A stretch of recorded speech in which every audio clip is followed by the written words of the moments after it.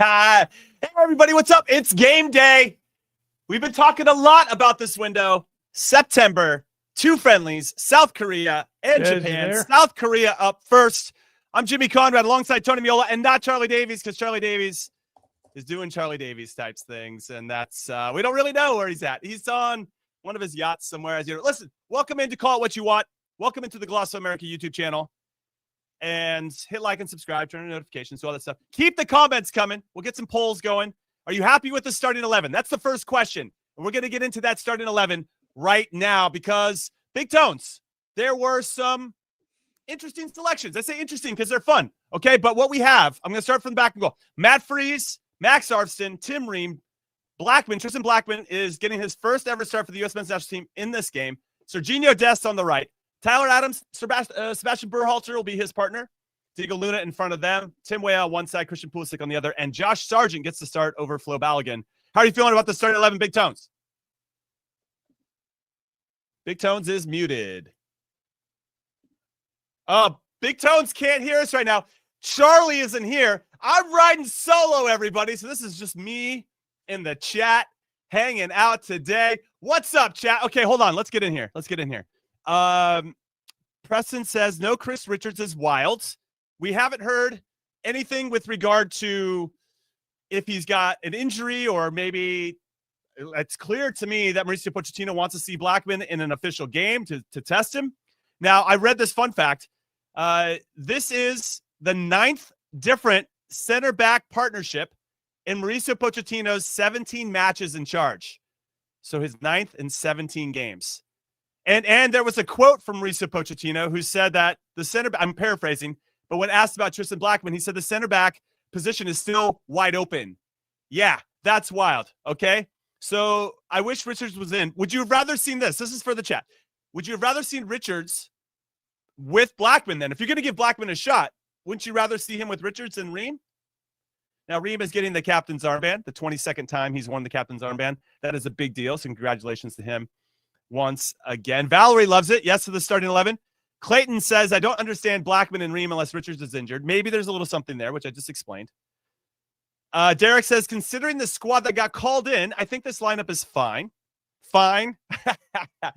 Oh, man. My daughter's U15 team played today, and we played well. We didn't win, but we played fine. I'm right there with you, Derek. I'm right there. Also, I'm not by myself anymore, though I'm enjoying this time with the chat. Chuck Wagon himself, Davies, Charlie Davies is here with us. Chuck, what's up, dude? Great to see you. Are you live from Gillette? Where are you right now? I'm live from the basements of Gillette. I've been locked out of the studio, so I had to get here super early because the Revs play tonight in Chicago, and we're calling the game from here. So I let everyone know, hey, I'm coming in early. In order to kill 2 birds with 1 stone, your boy has to get here super early. I'm locked out, Jimmy. Okay, on top of that, though, I'm a little hyped because this is the first time I'm using my new computer. Look at you! Brilliant. Look at this. Hey, it looks great. You look great. You sound great, and we really appreciate you also bringing in the world's map behind you. I'm blinking twice, Lance. I love the fact that you brought a world map with you, all framed and ready to go as your backdrop. Absolutely love that. All right, let's bring in Big Tones. Big Tones is here. Big Tones, what happened? Dude, as soon as you went live, I couldn't hear you. You were like, I was yelling at you because I thought you were playing with me. I'm like, no, Jim, we got to, I saw the thing live. I'm like, he's not playing. I don't know. I didn't touch a thing, Jimmy. But anyway, I saw the lineup. You saw the lineup. Yeah. What were your thoughts, Big Tones? What do you think? Not too many surprises. I guess the big surprise for me is Tristan Blackman, right, as a center back instead of Chris Richards. Taking Chris Richards across the pond. Maybe the idea is that against Japan, it's maybe a more difficult opponent. But other than that, the other conversation was Balogun for Sargent up top. Sargent has played more games than Balogun recently, so maybe that's good. And I'm excited to see Serginho Dest. We haven't seen Serginho Dest with Mauricio Pochettino. So how does he interpret that role on the right side? But yeah, not terribly crazy, I wouldn't say. Okay. Yeah, Sargent. I guess Balogun Sargent was the big thing. I hope Sargent scores. Please hit the back of the net. We would absolutely love that. Blackman is a bit of a surprise, so I wonder if Richards I don't think he has an injury. I think Mauricio Pochettino just wants to see him. This is, again, to reiterate to both of you two, since you're here, this is the 9th center back pairing that Mauricio Pochettino has started with in 17 games. So Beautiful. He's mixed it up quite a bit. You got to love that, Jimmy, don't you?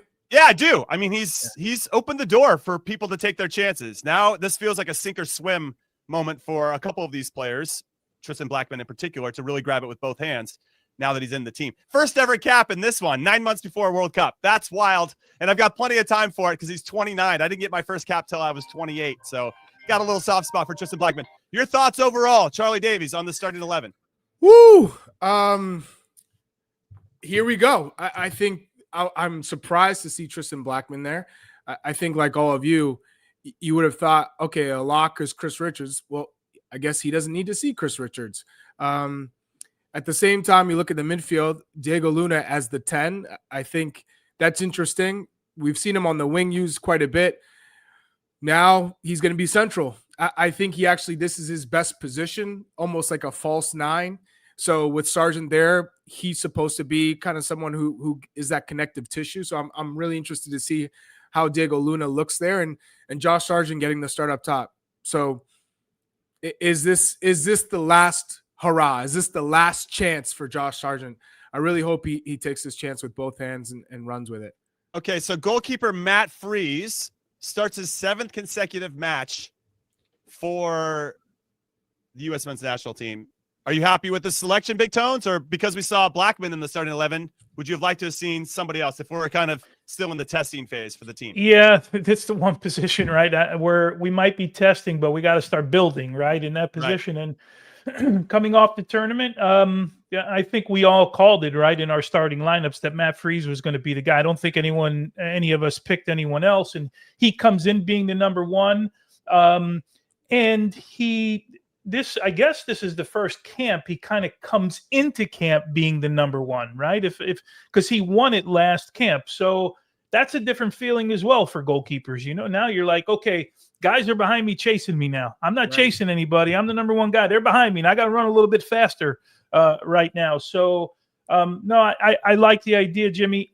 And I think in a position that already has some question marks, unlike center back, right, with Blackman, I think we're pretty convinced, right, that Chris Richards is the right-sided center back for this team. I feel like this is just him giving Tristan Blackman an opportunity. Right. We're in a moment here where now you've established a new number 1. Let's let him go and see what he does. And again, see what happens with Matt Turner down the road. But I'm roll with it.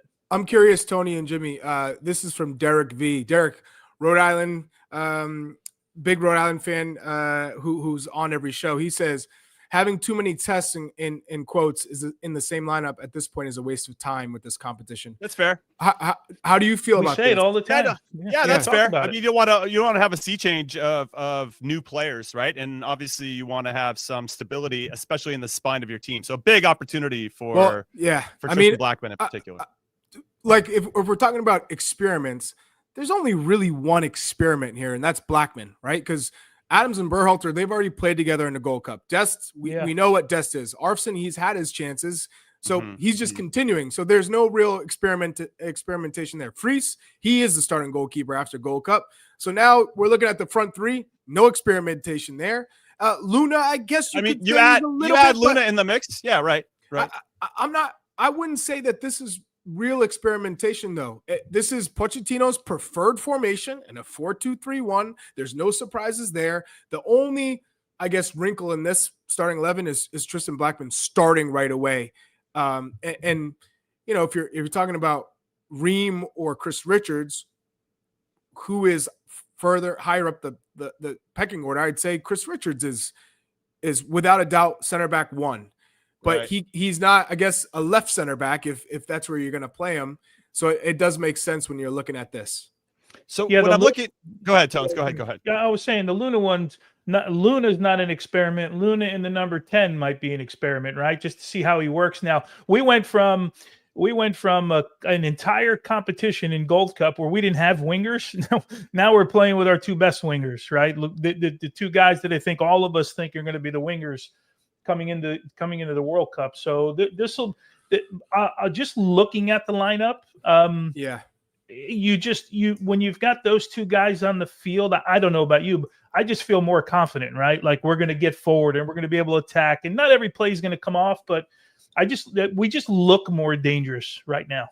Yeah, Diego Luna actually did start with Weah and Pulisic against Canada in the third place game of the Nations League. So there is a little bit of experience and pre-established rapport, I would say, from that particular game. Not that we played great, but we did enough to who just have those minutes. Lance, but Algimon was up top. I think having Sargent, it's a different type of player profile. Lance Dunbar's burner asked a good question. Who's the first sub tonight? Do you think subs are already pre-planned? So do you think Ream comes off at half or Blackman comes off at half? Essentially. So Balogun, by the way, is not in the 18. Right. I don't like Blackman coming off at half if I'm coaching, right? Like if I'm going to give a guy an opportunity, of course, if you're having a shocker, then you might have to come off for tactical reasons. Yeah, my hamstring hurts and I'm out, right? But I think you got to give him an hour, right? Like this is his first cap. If something does go wrong and then you take him out at halftime, you might be the end of the national team, but you don't want to crush the guy, right? But actually, he's been really good the entire season in Vancouver, so it's not like he should be overwhelmed by the moment. Of course, it's his first cap and all of that stuff, so there's going to be some emotions, but I don't think the game will overwhelm him. At least I hope it doesn't. Yeah, that's for sure. Well, before we get into kickoff here and get over to the Golasso Network as well, let's take a look at South Korea's starting 11.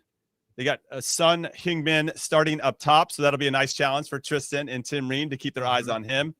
It looks like they're set up in a 5-4-1. It's a 3-4-3. It's definitely a 3-4-3. Yeah, we've seen it from Bo Heung-min, the coach who used to play for the Galaxy, by the way, but was one of the stars of their 2002 World Cup team and one of their leaders. He's the second time in charge here for South Korea. He does like to play with the back three, so that's going to be an interesting problem to solve, I would say, for Dest and Weah on the right side, and Arfston and Pulisic or Diego Luna, whoever's out there in that space, working in those partnerships to try to slow that down and not allowing too many patterns of play or combination play to unlock that so they can free or try to isolate Heung-min Son in a 1v1 situation. But it's going to be a tough test.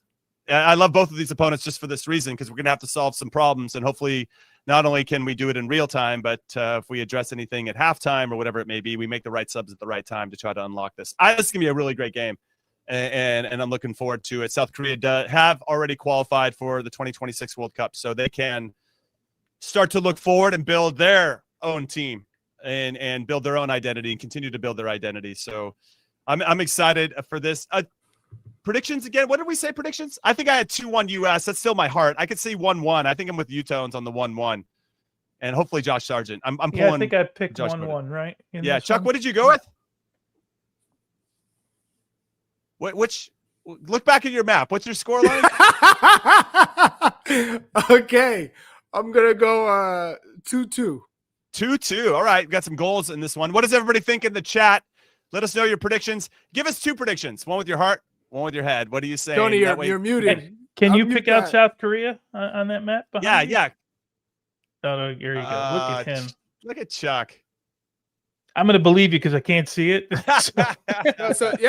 Here's Japan right here, right? And South Korea. You're a worldly guy, man. The map, says 2-1 South Korea. Wow. We got Turtle says 4-1 with a Son hat trick. Come on, Turtle. Get out of the chat if you're going to be that negative. Man, we I think there's a lot of faith that has been lost. So this is a great opportunity for them to build it back, 3-2. 3-2 is a lot of goals. I don't know if we're going to see a 3-2. Yeah, I'd love to see 2 goals. All I know is I better not see a 0-0 or a 1-0 in this game. Do not show me a 0-0 or a 1-0. Well, there's a lot of great 0-0, 1-0 games, Chuck. Jimmy. But not when you're on TV. You don't want them. That's true. That's true.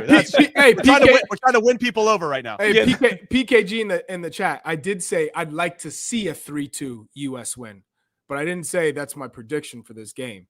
So I'm gonna go. I'd like to see the US win 3-2 or score 3 goals against South Korea. Fantastic, especially with a full strength South Korean side. Essentially, yeah, I would love to see us score 2-3 goals, okay, and be free flowing in the attack. I love that. Okay, so using that, and all of our insight and what we want to see scoreline, and this goes for everybody in the chat as well. What are your top 3 things, your priority order, Chuck, that you want to see from the team today? Like, what are the 3 things that you want to see improved upon or that we need to focus on? Give me those 3 things. And I need it from the chat as well. Tones, hop in. We can do one at a time if you want, and then we can just keep going around. Go ahead, Chuck. You go first. I got one already. The Sargent Luna relationship. Okay. How many touches are they getting? How involved are they? How varied are their runs? So is Sargent checking and creating space for Pulisic and Weah? Is he staying high? Is he stretching the back line of South Korea so that there's more space underneath for Luna, Christian, and Weah? That's what I'm going to be watching. How involved is Josh Sargent, and how in tune are Sargent and Luna down the center of the park? Okay. I like that one. Before I get to you, Tones, got some good ones in the chat. Says, I just want to see Josh Sargent get some service. So that kind of falls in line with what you're asking for, Chuck, in terms of the connective tissue with Diego Luna and the 3 underneath him with Pulisic and Weah as well. People want to see goals, of course. Want to see Dest flying up and down the sideline. I'm curious to see how Pochettino utilizes him. So that's obviously one I'm keeping an eye on. I don't know if it's in my priority order per se. Pico says Sargent scores, Freese proves himself, and Pulisic shows up. Okay, how about you, Big Tones? What are you saying? In order, I went with how is Dest used, because we've been from an outside back position, we've been pretty left-sided, right, with Anthony Robinson. And then how involved our wingers are in the final third, because if you think about it in the Gold Cup, we didn't take players on. We with McGlynn and a lot of times with Luna on the left, we weren't a team that took players on 1v1, got to the end line, combined with forwards. Everything was cutting inside all the time. And then defensive organization, where we set up, how we set up. I would imagine this is a rehearsal for Pochettino with regards to if they do draw an Asian team in the World Cup. We don't get to see a bunch of Asian teams, and they play a little bit differently, right? Quick with the ball in tight spaces. So do we go and press them if they're good with the ball, or do we drop off and make the space really tight? So just interested to see what that looks like from an organization standpoint. Yeah, I love that. Those are 3 really good ones. I guess in terms of how we build up would fall into the Dest thing for me. And where we're trying to do that is, and how advanced is Arvston? Clearly not. Defending is not his favorite thing to do. So what can we do, or where is he going to set up? And then how does that impact Dest getting forward? And if we're going to bomb both of those guys forward at the same time, who's going to be back covering that space? And what does that look like? The rotational stuff that we're doing as we try to create numerical advantages out wide. Or maybe we're trying to invert one or both of them and seeing how that works. Maybe not at the same time, obviously, but I'm curious to see how that looks. Getting Sargent touches early. I know we have Service is in there, but he's very dynamic. And if South Korea drops back, how do we create space to maximize the momentum that Sargent has created at the club level? And those are my 2 kind of top of mind. Obviously, Tristan Blackman, his relationship, his decision-making, how high of a line we're holding. I'm always interested in that. That's always in my top 3, and how that impacts the rest of the team shape when we don't have the ball. Where are we trying to trap and win it? And how quickly can we get everybody doing that consistently, which is very hard to do at the national team level because you're not around the guys so much. Kickoff is almost upon us. We are almost there. And then, Chuck, I want to come to you. There it is. Kickoff has started here.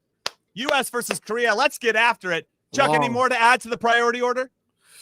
No, just how often are we getting wide and using width to create space in the middle? I think for me, most importantly, is how often are we going 1v1? How often are we running at players and taking them on the dribble in the attacking half? That's something that I think separates us from other nations and previous U.S. men's national teams in the past, is the willingness to run 1v1 in those wide areas, beat your outside back, and then create an opportunity. All right. From your lips to the soccer god's ears, Chuck, hopefully we can create some good opportunities here. Chuck, I said that when you walked away. I said, "Look, I want to see wingers." We went an entire competition where we weren't taking players in the wing areas, in the wide areas, right? Yeah, we need to get in behind, and we need to put defenders on their heels, right? No, don't make it so easy to keep us always in front of them all the time. Facts. Here we go. Some early pressure here, forcing a long ball for the Koreans. Max Arvston. With that, who's that? Tim Weah running at the back line. That's what we need. There you go. Alrighty, perfect. Get forward. Yeah, so we got Tim Weah sitting in front of Max Arfston, and we'll see what that relationship looks like. Very similarly with Destin Pulisic on the other side. It looks like Luna's running in between. I want to see how we break the lines of this pressure based on how South Korea is set up, because it looks like South Korea, you can see they cram the middle. Yeah, they're clogging the middle. They absolutely don't allow you to play through them. That's their goal. So that's where you're going to have to see Weah. You're going to have to see Christian, Dest, Arfston getting wide and taking advantage of that space. Another good long ball that hopefully we can win. Son up by himself. Oh, that's a bad. Oh, baby. Oh. Woo, what a save by Matt Freese. I don't know why they didn't give advantage there. Oof, we got lucky there, man. Well, Matt Freese made the save anyway, in fairness to him. But, yeah, we did get lucky there. Trying to win that second ball. They hit the long one. They win the second ball. And Tyler gets a – does he still get that pass off? Yeah, he does. Yeah. Right here. Dude, that's a heroic pass, by the way. They took out the best part. They did. But fair play to Matty Freese for making the big save regardless. Lee Jae-sung. He's 33 years old. Man was falling, kept his balance, and played an incredible ball. What a ball that was. All right, so we gave up our first free kick. Not in a great area. And I guess what bums me out is that it was off of just a long ball that we just didn't win the second ball. Cheap giveaway. Those are the things you have to avoid come World Cup time. We might want to mark somebody in the back post. We might want to mark that dude. He's pretty good. Tyler Adams, what a shoulder barge, baby. That was Sonny, right? Yeah, it was Sonny. Imagine leaving Sonny that wide open. Just making things exciting. Ooh, he's in. Oh. I'm ready for this one. I got a lot of energy for this game today. Lots of energy. We got JB Davies in the chat. Always got time for what's JB Davies saying? He's saying nice world map. He didn't even know you knew what a map was. Charlie needs a map for all of his Airbnbs that he owns all around the country. Yeah, is that just? Do you have little pins in for where all your Airbnbs are, Chuck, on that map?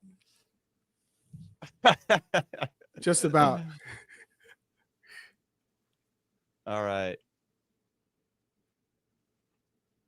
I'm kind of curious, outside of hopeful long balls, where and how South Korea is going to try to generate their attacks. I'm curious about their build-up in particular. But they're really good in tight spaces, man. Already they've gotten out of 3 or 4 opportunities to, we thought you could press them and then they get out of it.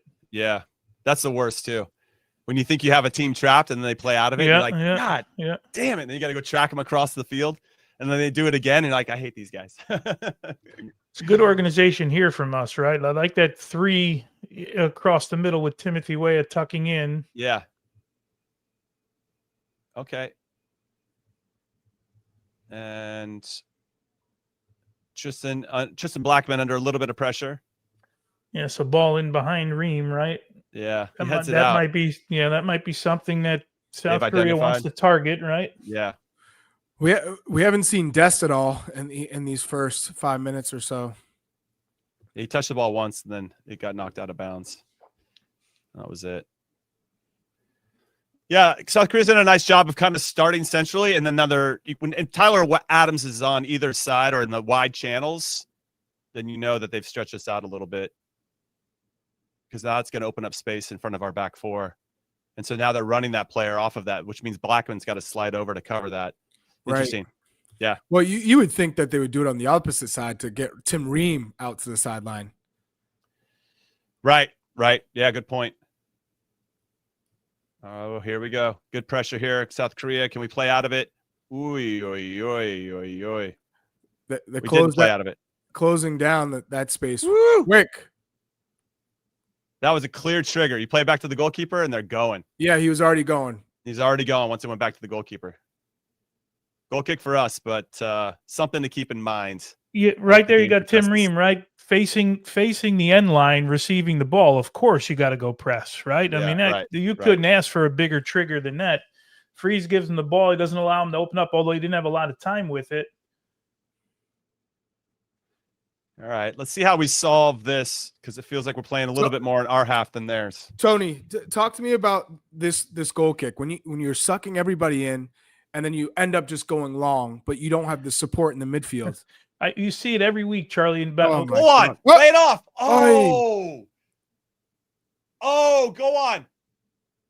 Come on, keep it moving. Keep it moving. We got them scrambling right now. Good stuff. Go on, Max. Stay on top of their box. Connect. Keep it moving, baby. Play the way you're facing. If you got some pressure on you. Oh, they played out of it, those cheeky bastards. That's not a foul, ref. Keep it going, Tyler. Yes. This is good.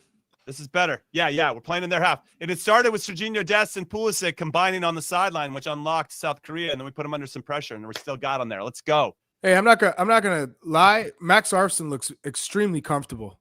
Mm-hmm. This is his best start by far in a U.S. men's national team jersey. He doesn't look out of place. He's made good touches, and he's protected down the line a couple of times to force Korea inside. Take that. Hot potato from Tristan Blackman. Hey, he took Take it. that. He took it. Back to Matt Freeze. Woo! Charlie, to your point, I see it every week. Guys line up, two guys on the 6-yard box. The goalkeeper plays. The ball comes back. They play it long. Like if you have an idea you're going to play it long, your second pass, just push everybody forward and play it long. And get everybody the hell up. Go on. Yeah, good run by Sargent. Stretch it. Good tackle. Good. Win it again. All right, so we're asking some questions now. South Korea, come on, ref. He sold it. He got bailed out there, huh, with a foul. He sold it. That is a Tyler Adams love tap. But, hey, by the way, who's the captain tonight? I didn't even look. Tim Ream. Okay. Thanks. Another good combination play on the right side between Dest and Pulisic. And because Dest is so dynamic, I think that takes a little pressure off of Christian to feel like he has to turn and do it by himself. So that's a good sign. It's a good, healthy sign of a fluid and adaptable right side of our team. And we looks like we have a South Korean injury. Oh boy. On that tackle. He had to do a big reach to get on that tackle. Is that Min the Bayern center back? Min Jae? Yeah. Yeah, I like that combination play on the right side. If we can get that replicated on the left side, then we can become a lot more dynamic in our attack because we can hurt you on both ways. But we'll see if that Arfson-Weah combination can get going. How's everybody feeling? First 10 minutes. Hit us up in the chat. How are you feeling about that? Outside of 1 or 2 moments, I feel like we looked a little bit more dangerous here in the latter part of that first 10 minutes. So that's nice.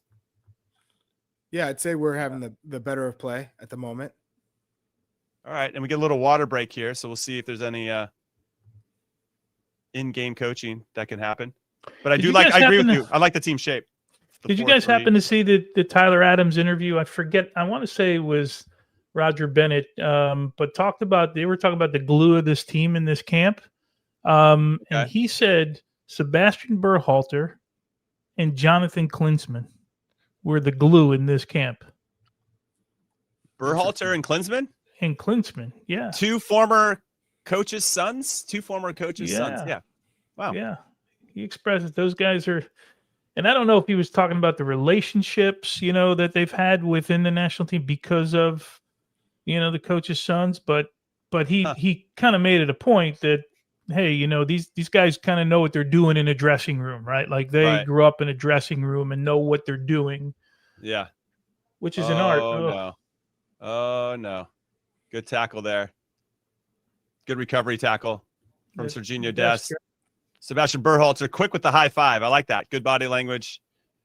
Glue. That's a glue move for sure, giving a high five to a teammate who made a good defensive play. Tristan Blackman, a little bit out of position there, which led to them getting in behind, but Dest comes in and does his job. Good play by Dest. Corner kick for South Korea. Let's see what's cooking here. All right. No one marks the two Playing guys at the short, top of the playing box. short. Good thing he mishit that. Oh, foul, sir. Call a foul. No, What? That's not a foul. I know. I'm trying to get the bailout. Yes. Oh, I thought somebody was in. All right.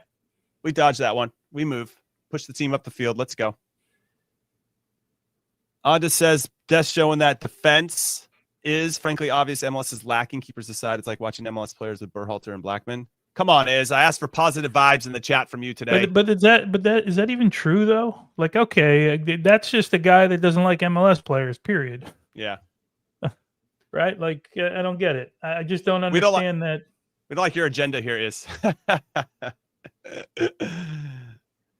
Can we play through that? What I would like to see, though, is Diego Luna maybe get in a few more touches in some more advantageous pockets of space.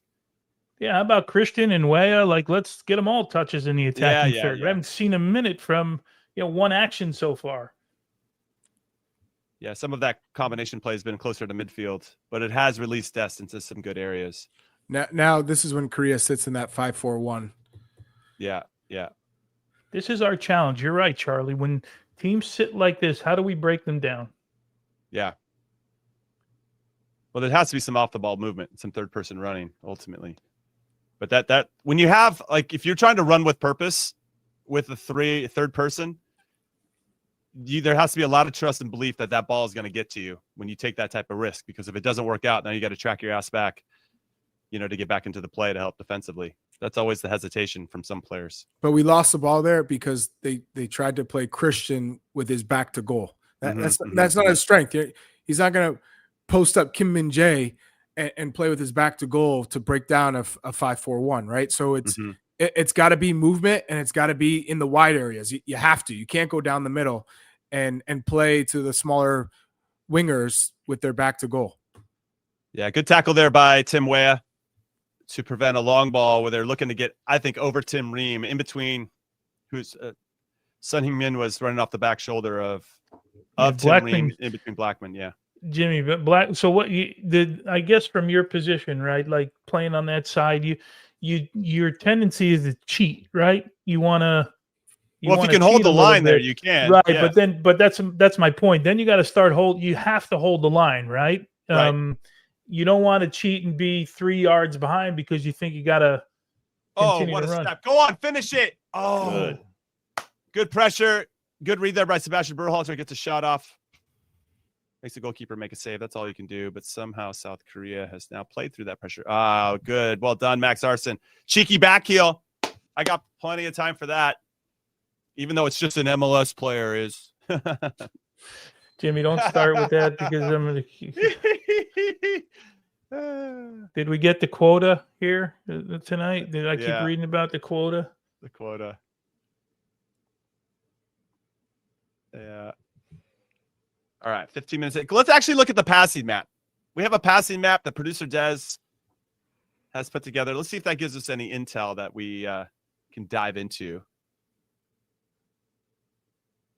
And once it pops up, we'll make that happen. But we're 15 minutes into this game, and I'm liking what I'm seeing. I like the energy. Playing on the front foot. Feels like we're playing on the front foot more than being reactive. You're right. They haven't been able to find Diego Luna at all. Yeah. In the middle of the field. And partly because they're crowding that part of the field, but then you got to go find the game someplace, right? Yeah. All right. Here's the passing map against South Korea in the first 10 minutes. Good save by Matt Freese. That got a little tricky there. Oof. I was looking at the passing map, so I didn't see what happened. Okay.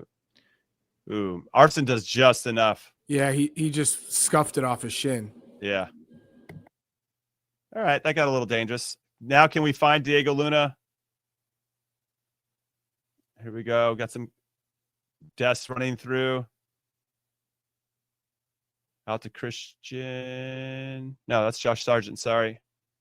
Look at how many players South Korea gets in their box to defend. Yeah.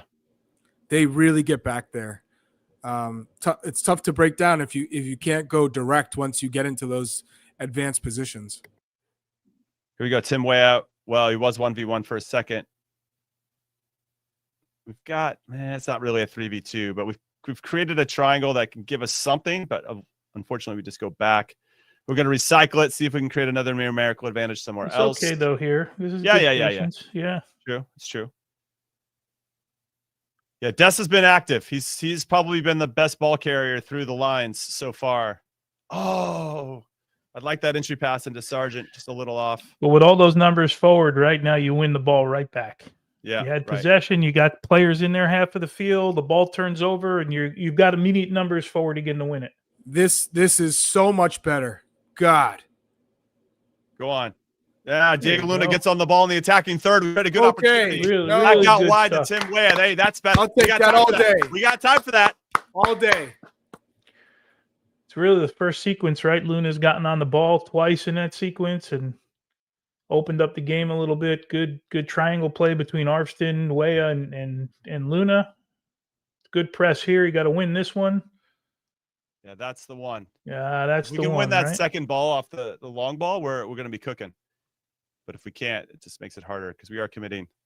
We are playing a relatively high line, but you should, if they've only got one forward, you can stack up Son Heung-min. Yeah, Des is looking sharp. I like what I've seen from him. And then you go, oh, that's what we've been missing. You know, Look at Sun Spot. Look at Sun Spot. Yeah. He's got to be off there. No, you see Sun Spot. I saw. I called it before. He wasn't offside there. He wasn't offside. No. He was in that spot. Tim Ream doesn't go over for whatever reason. There's only one forward. Blackman is playing the side of the ball. Tim Ream, for me, he's got to go, and everybody pinch in. I was calling it before it happened. I know. I heard you say it, but I thought he looked off. But look at by this the way, what a finish! Oh no. Yeah, no. I'm not taking anything away from Son. No. Well, but no, sorry, you gotta this. Wait, look where he's standing. He's look where he just. Oh yeah, Tim's got to follow. This is perfection from a number 9, right? This is perfection. Side netting. Yeah, Tim Ream. I don't know why he doesn't slide over. They only have to worry about one player, and it's him. At a minimum, there was no communication because Blackman never stepped back in or looked over his shoulder. Right? Yeah, a little bit of both. How about Son, though? He was sitting in there for a good 2-3 seconds, just kind of he's like a predator, man, in there. Yeah. No. It sucks because it felt like we had started to have a little bit more of a grip of the game, and we just get punched in the face. Yes, but again, Blackman, first start, first cap, first start, international, that's South Korea. That's the risk. And that's the difference. Literally, that's the difference. But we have Tim Ream. Tim Ream's got but regardless, more for me on Ream than Blackman on this one. Yeah, but essentially you're and Freeze, by the way, Matt Freeze, by the way. Yeah, I understand what you're saying, Chuck. I understand. Like first cap, you're partnering him with somebody he's never partnered with before, so there's going to be an inherent risk that those. But Jimmy, when you have second details, are going to be missed. When you had somebody that you were playing with for the first, or just someone you're just newly playing with, what's the most important thing? Yeah, communication. Communicate. Yeah. Talk your way through the game. Yeah. I blame Matt Freeze too, because I'm looking ahead. I'm seeing Son in between my two center backs. Man, you're in trouble, right? Right. All right, we'll see what our response is. Obviously, getting in the attacking third right away, getting a corner is important. But there's a likelihood that we're going to be down at some point in next summer's World Cup. So now you have to solve problems from this particular situation. Always when I bring up managing the game, or if we ever talk game management, it always feels like we're talking about being in the lead. But this is also an element of managing the game where, okay, that sucked. What are we going to do about it? And I'm curious to see how the team responds. And a Josh Sargent goal would be nice. Javier says, you lot are lucky this is a friendly. Oh, Javier. We're lucky. Why are we lucky? We're learning stuff. The games don't have that. Well, it's not a World Cup. We'll see. Javier, who do you support? You tell us who you support, and then we'll talk. Then we'll talk. Greenman says that Pochettino is not a good coach. Agree to disagree. I think he's trying to figure things out. For me, once we get the full team in, in his mind, which apparently now is going to be in the October window, I'm going to reserve judgment. And I always lean back on this. This is a Big Tones thing. You can't judge anybody based on friendlies ahead of a World Cup. The only thing that matters is the World Cup itself. So You can't judge judge anybody? You can, but I mean, No, I didn't can't- say that. Keep in mind, what I said was I don't judge their full tenure before the World Cup's over. Like that's There we go. in the Yeah, end, Pochettino is brought here for a tournament, Yeah. and that's to try and do something in the tournament. That's ultimately where I'm going to judge him, right? Yeah. Because let's face it, you lose tonight, but you go and you're fighting in the quarterfinals in the World Cup. Everybody forgot about tonight, right? 100%. Yeah.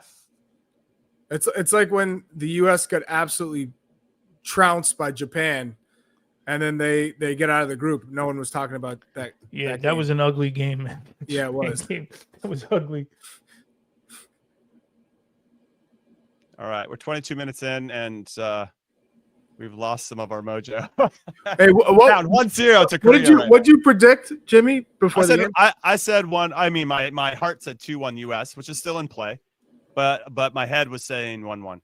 Okay. Still in play. Chuck, did you give us a score? Yeah, I said 2-2. 2-2. That's right. Still in play. Still in play. Yeah.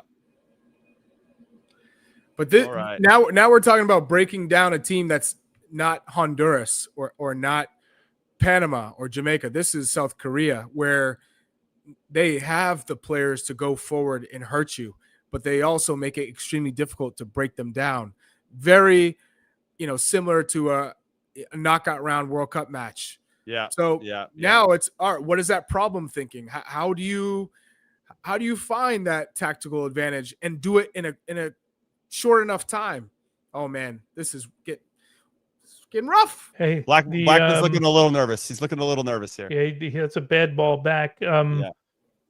So Weah and Pulisic, what do we get? 20-something minutes in. How many touches They've switched. I wonder.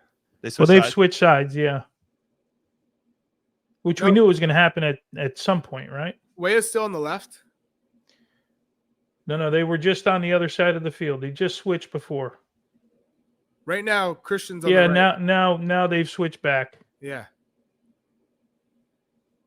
All right. Let's see here if we can.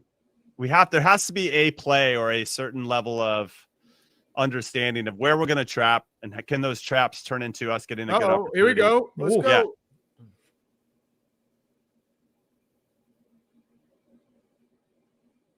That's kind of the next level, I'd say, of the team, the sophistication of our tactical understanding of, okay, we're down a goal. These are the three things that we need to do to get our way back into it. Some of it is off the ball in terms of how we press, where we press, when we press. Knowing that, to your point, South Korea's got a lot of good players that can hurt you in transition. So being thoughtful about that, which is something you prepare for and talk about, whether it's in the team meeting or out in the fields prior to the game. I mean, I would love to see a team that fought back from a goal down to South Korea to get a result. That's what I would love at this point. My priority order has changed. I want to see us fight and grit it out and figure out a way to create opportunities, not having self-doubt, having confidence. We can still go out there and make plays to make a difference. That's what we want to see from this team, right? I mean, that's whether it's 0-0, but now definitely at 1-0 down. What is this group made of? And so missing little passes, getting frustrated doesn't solve problems. And here we go. This is good. 2v1 here for Korea. Oh. Did Tyler get a piece of that guy on the way back? I don't know. Knowing Tyler like we do, I'm sure that he did. Oh, was it so? When he checked back in? My feed is so blurry. It's incredible. Well, maybe it's fine and your eyes are going bad. Because let me see, Jimmy. No, it's even worse. No, it's worse. All right, so we're hearing that it's about 70% full at Sports Illustrated. Is it Arena Park? What do they name it? I don't know. And stadiums. I think it's Sports Illustrated Stadium. Yeah, Sports Illustrated Stadium, SI Stadium, and 80% of that is South Korean, which then gets into the conversation about how we're playing an away game. Personally, I didn't care. One, I love playing for the national team. I do it anywhere, anytime. Didn't matter. And second, I loved playing away from home. I just felt like the juices were different. Not to say I love playing in front of our home fans as well, but I love the passion and enthusiasm of any sets of fans. So it didn't bother me so much. Transition, good read by Tim Ream. I'm 100% with you there, Jimmy. Yeah, it didn't phase me. I think this gets more time in the media than it needs. Like, if we're playing in our country, we're playing in our country. You know what I mean? Right. Oh, turn there, Sergeant. You didn't need to lay it off. Go on, Tim. Ooh. Hey, that's better, though. That's better. Hit him in transition, but he called offside. You think he should have shot there? I think Sargent should have turned.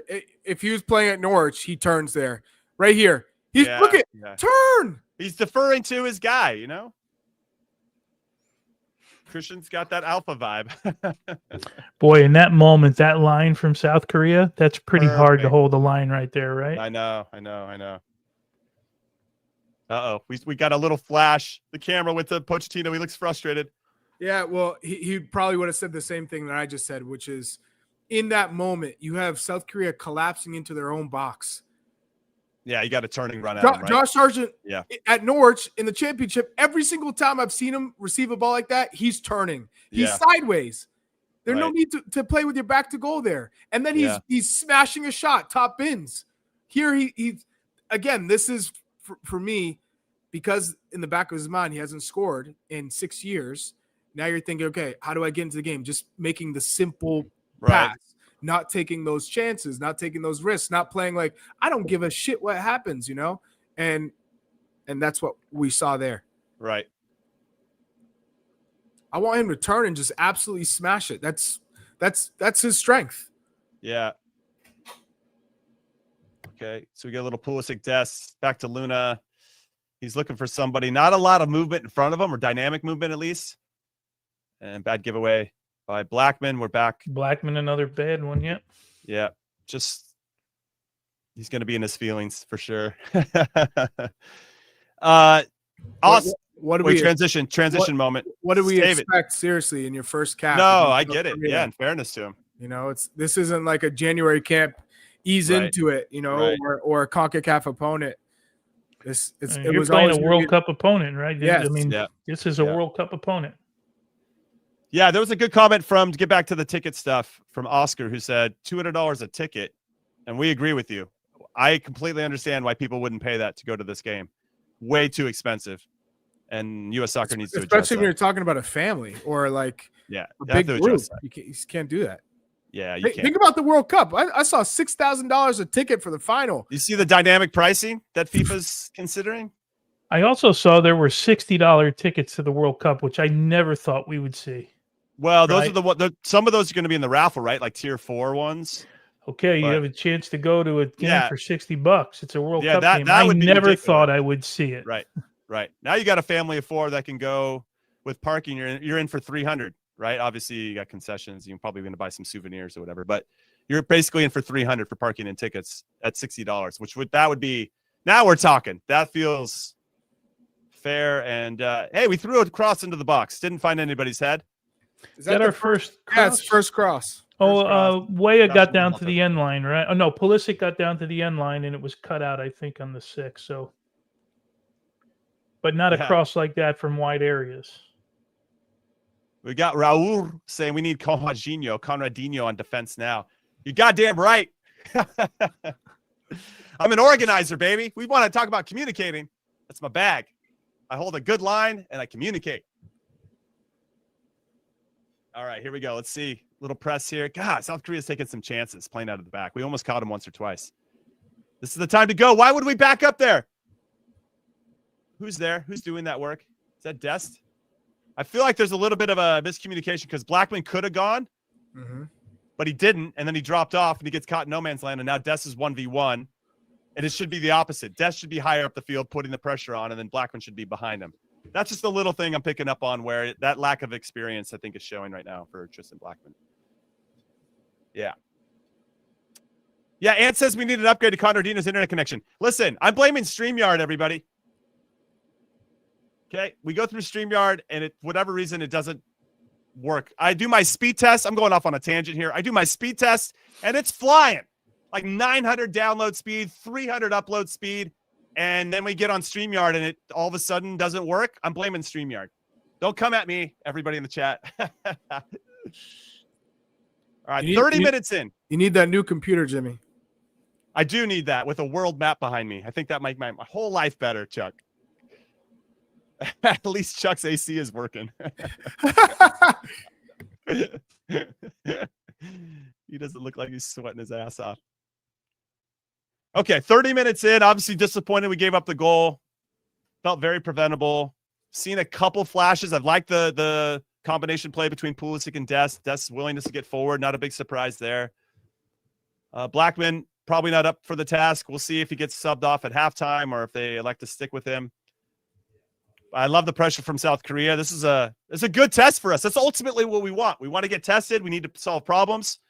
And the players and the coaching staff need to come up with some answers. So it's a good exercise. Ultimately, I'm trying to stay as unemotional about this as possible, staying steady. But, yeah, there are some moments of getting frustrated for sure. Yeah. Charles Bronson wants to know, has Pulisic had more than 5 touches? I think so. Has but he I guess really? I guess you're asking, has he had 5 touches in dangerous areas? Because it feels like anybody He's had 21 touches technically. But we want him in the attacking third. I wonder if we can splice that a little bit with him looking forward, not with his back to goal. All right. So is that Heung-min getting in behind Ream and Blackman again? He's done a good job of timing his runs and finding. And they're looking for him too. Yeah. He's a top player. I like his game. And that finish again. Chef's kiss. Side netting. Thank you very much. Cool as you like. All right. They're playing through us right now. And they're getting some numbers committed to the box. 1v1 situation versus Dest. Does enough. Can we play out of that situation? And we got a little hot potato here for Christian. Dest did a good job there of not diving in. Yeah, he did. Keeping his feet. Monastery says, how are you guys not upset in all caps? Because we're trying to see this for what it is, which is an exercise in learning about the team. Now, come hang out for the post-game show. We're only 30 minutes in. A lot can change, so we don't want to get ahead of ourselves. I might be upset on the inside.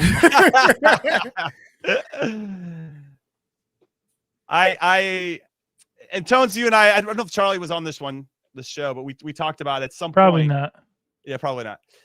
Well, we talked about at some point, we want to, yes, there are moments, especially while we're doing watch-alongs, where you want to be reactionary, but I also want to be digest the game a little bit. Yeah, digest the game.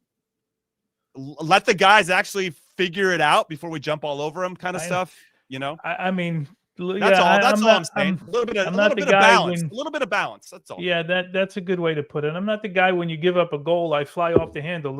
If you think your team is never going to go down in a game, then you got to stop watching soccer at some point. Now you got to figure out what to do. Right. Like you said, right? Okay, something's not working. You tried something. Now you got to figure out something else. That's what the game is. Right. We got them pinned in a few times. We're not winning that second ball enough. Yeah, I was just going to say the same thing, Jimmy. Good formation of the press, and then you don't win that second one. Got to win that second ball. That's when we've been hurting them. And then we remember that one sequence early on where we got in, Des got in behind, and then we kept it. They tried to get out. We won it again. Then we tried something, didn't work. We won it again. That we need to have a little bit more of that. Because we were higher up the pitch. And more connected between the lines, right? We were kind of moving more as a group. So I don't know. Sometimes I wish we had a bird's eye view for all you team. So you see here in this press here, Pulisic on the left with Weah behind him. So it's like in a 4-3-3 right now. Right. This press. So yeah, you got Weah and Pulisic on the same side of the field. Yeah, Luna looks like he's on the right. On the right. Yeah, and is that Berhalter so and then Dest who's going releasing out into that space? We're late. Whoever's there is really. Who is that? It was Dest. Now look at Blackman all the way wide again, where he doesn't want to be. Now he's got to go defend 1v1 here. Yeah, Dest is late. That means somebody needs to send him a lot earlier. It was Dest going late. Yeah, so they got that could be communication from Blackman or Berhalter on that side, depending on who was closer. I didn't see. because it clearly, you can see, I've seen enough consistency in how we're trying to press that they've worked on it and talked about it. But now there's some holes Luna's there on the because right. they feel stretched a little bit. Luna's on the right. Pulisic now, he's tucked in here. You see him bottom of the screen he's on this in this left channel here. So Tyler's dropping in between the two center backs for build out. Then what? Then what's the next movement? We had one where Diego Luna ended up getting the ball in a good spot. He turned and nobody was making a move for him. There's There was Pulisic no now movement. going to the right again. You can see South Korea how they stacked that midfield. You got man for man. Basically, just play around us. They're basically just saying, just play around us. Yeah, you're going to have to play in wide areas against them. You're not going to play in the middle of the field. But even then, they close you down. You have to be able to break this pressure. That's better. Excellent by Diego Luna. Yeah, Arsene and Diego looking Luna. for a run. That's right. It happened before, too, where there was nobody really. Keep it in. So it's a good job. Now, this is where, okay. I guess the question is, when I watch this, okay, South Korea's like, okay, you broke our pressure. But have we really made them suffer? Are they suffering? I don't feel like they're suffering right now. They're like, okay, fine. We'll just drop into our 5-4-1. They're waiting, right? They're waiting for something to happen. And then we get a foul. Then they can slow the game down. And they can move everybody up the field. God damn it.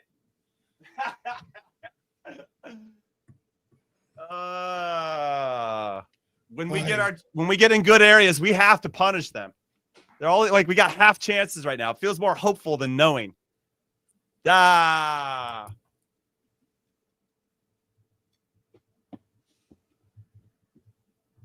mean, I get you don't want them to break either. So if it's a tactical foul, I get it, but it just sucks because it's basically 1 versus 4, and somehow they get the ball and draw a foul. It sucks. Yeah, we got to win this one. Good, Blackman. Good. Now we win the next one. Okay, good. Now can we play forward and break their lines before they get set? Not kind of, yes. Not really. I mean, there's still... But we got the ball in a good area.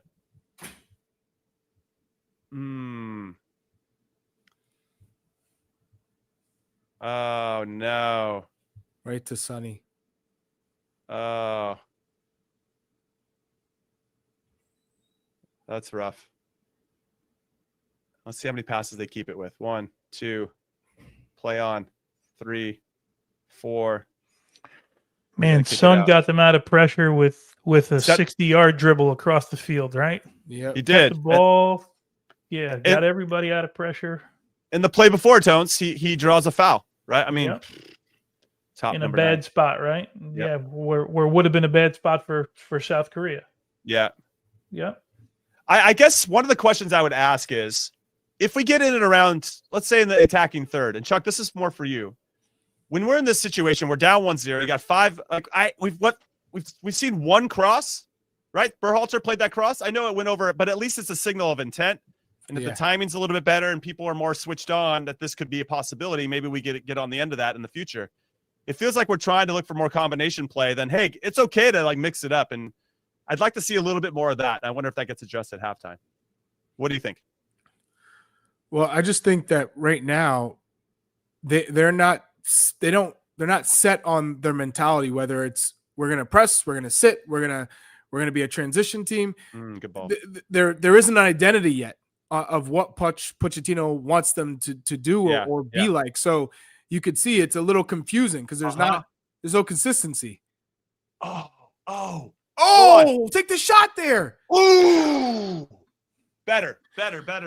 Where did that come from? Wide areas, right? Yeah. Best getting around the corner. Good change of play. Better. It's a good sequence. Yep. You know what it was? That what started that sequence was Tim Ream waiting that Ream's half ball beat. Pulisic. They had some good early movement to go up high and then drop into the space. Got the turn and run, played it out wide to Des in a 1v1 situation. That's what sets it up. But that line breaking pass is ultimately what unlocks South Korea in that moment, and that's a little unfortunate. But better from the U.S. Hopefully we can finish strong here last 5 minutes. Sorry, Chuck, to interrupt you. No, I mean, we're just not seeing any consistency, whether with them dropping, whether they're sitting, whether they're going wide. their opportunities come when they go wide. Yeah. I mean, Dest has clearly been one of the players who's trying to make something happen. Oh, man, I feel like we're a step late on our pressing. We started okay, but it feels like as the games progress, we're just a little bit of a half step or step behind. Or there's a miscommunication that's leading to some gaps.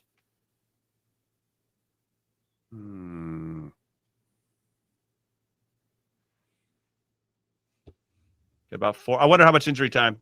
Maybe a minute or two. I guess we had Kim Min Jae that was down for a little bit. Okay.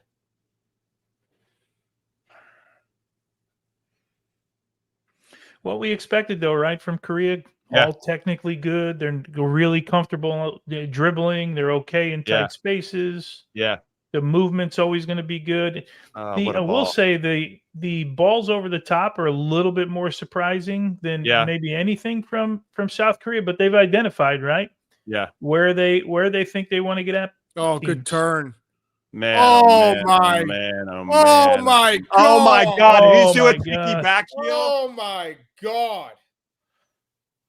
There you go. Just what we just talked about. Good in tight spaces, good movement. Son is a different level right now. That guy.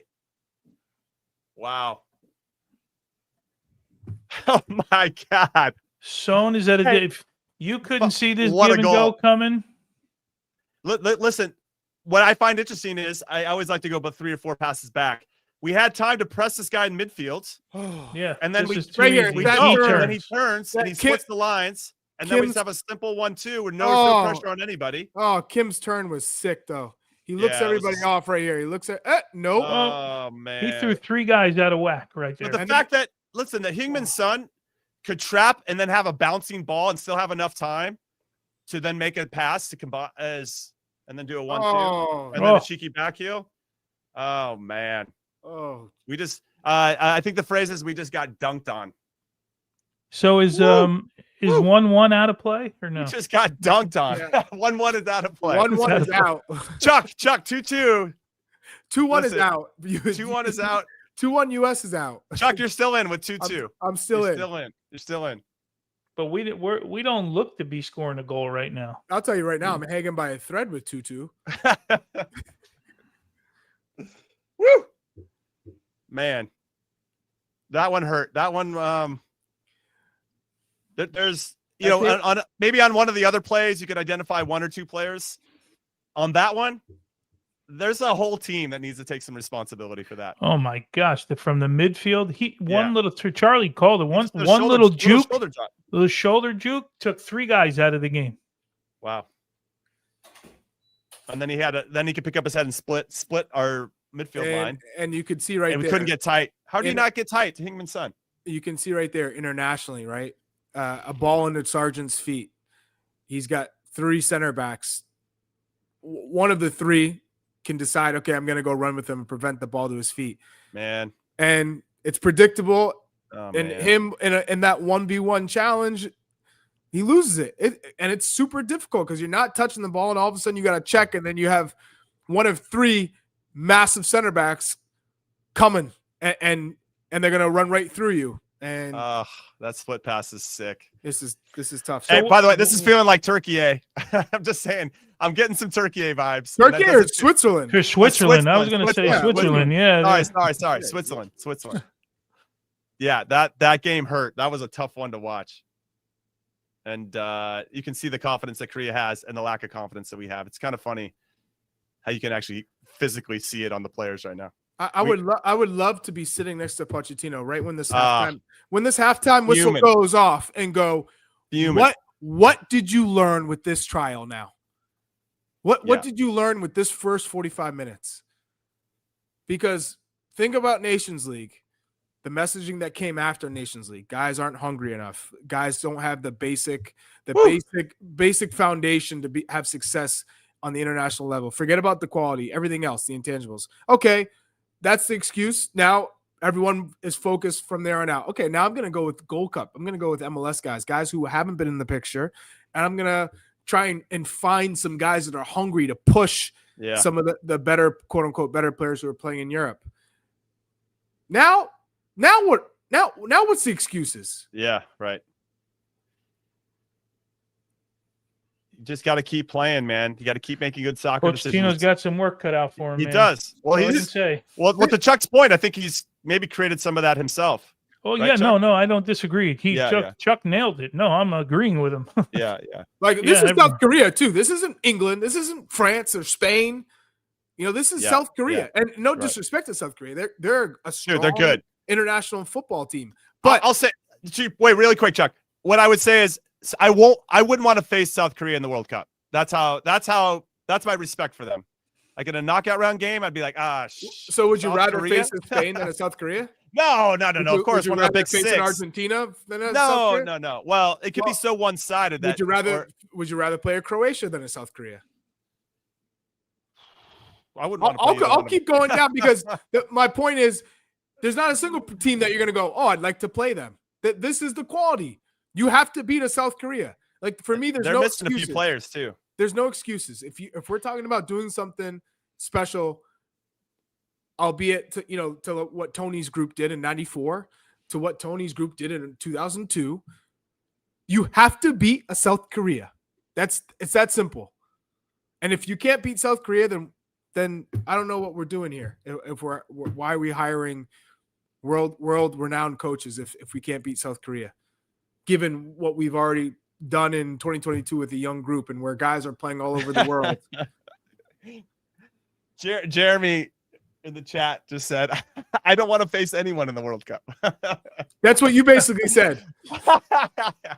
I don't want to play South Korea. I don't want to play Egypt. I don't want to play Algeria. I don't want to play Australia. Egypt I don't want to play man. Japan. I don't want to play Germany. I don't want to. You know what? I don't want to play Slovakia or Slovenia. All right, halftime. What are we saying here? Halftime thoughts. Hit us up in the chat. Are we going to halftime? We're doing it now. We're gonna take it. Listen, I actually need a 2-minute break to collect myself. When we come back, he needs to go smoke a cigar, have a shot of whiskey. He'll come back. Hey, honey, where's the alcohol? Where do we hide the alcohol? All right, listen, we're going to take a 2-minute break. When we come back, we'll get into our thoughts about that first half performance. Don't go anywhere.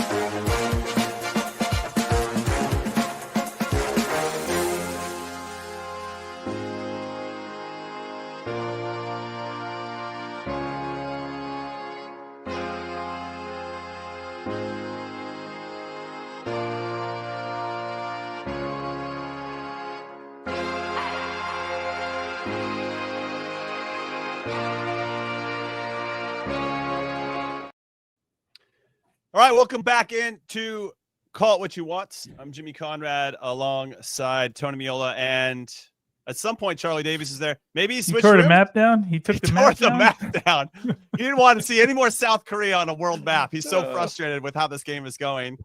We're going to bring on Tommy Scoops. Tommy Bogert is going to be joining us. He's at the stadium, Sports Illustrated Stadium, to give us his insights real time.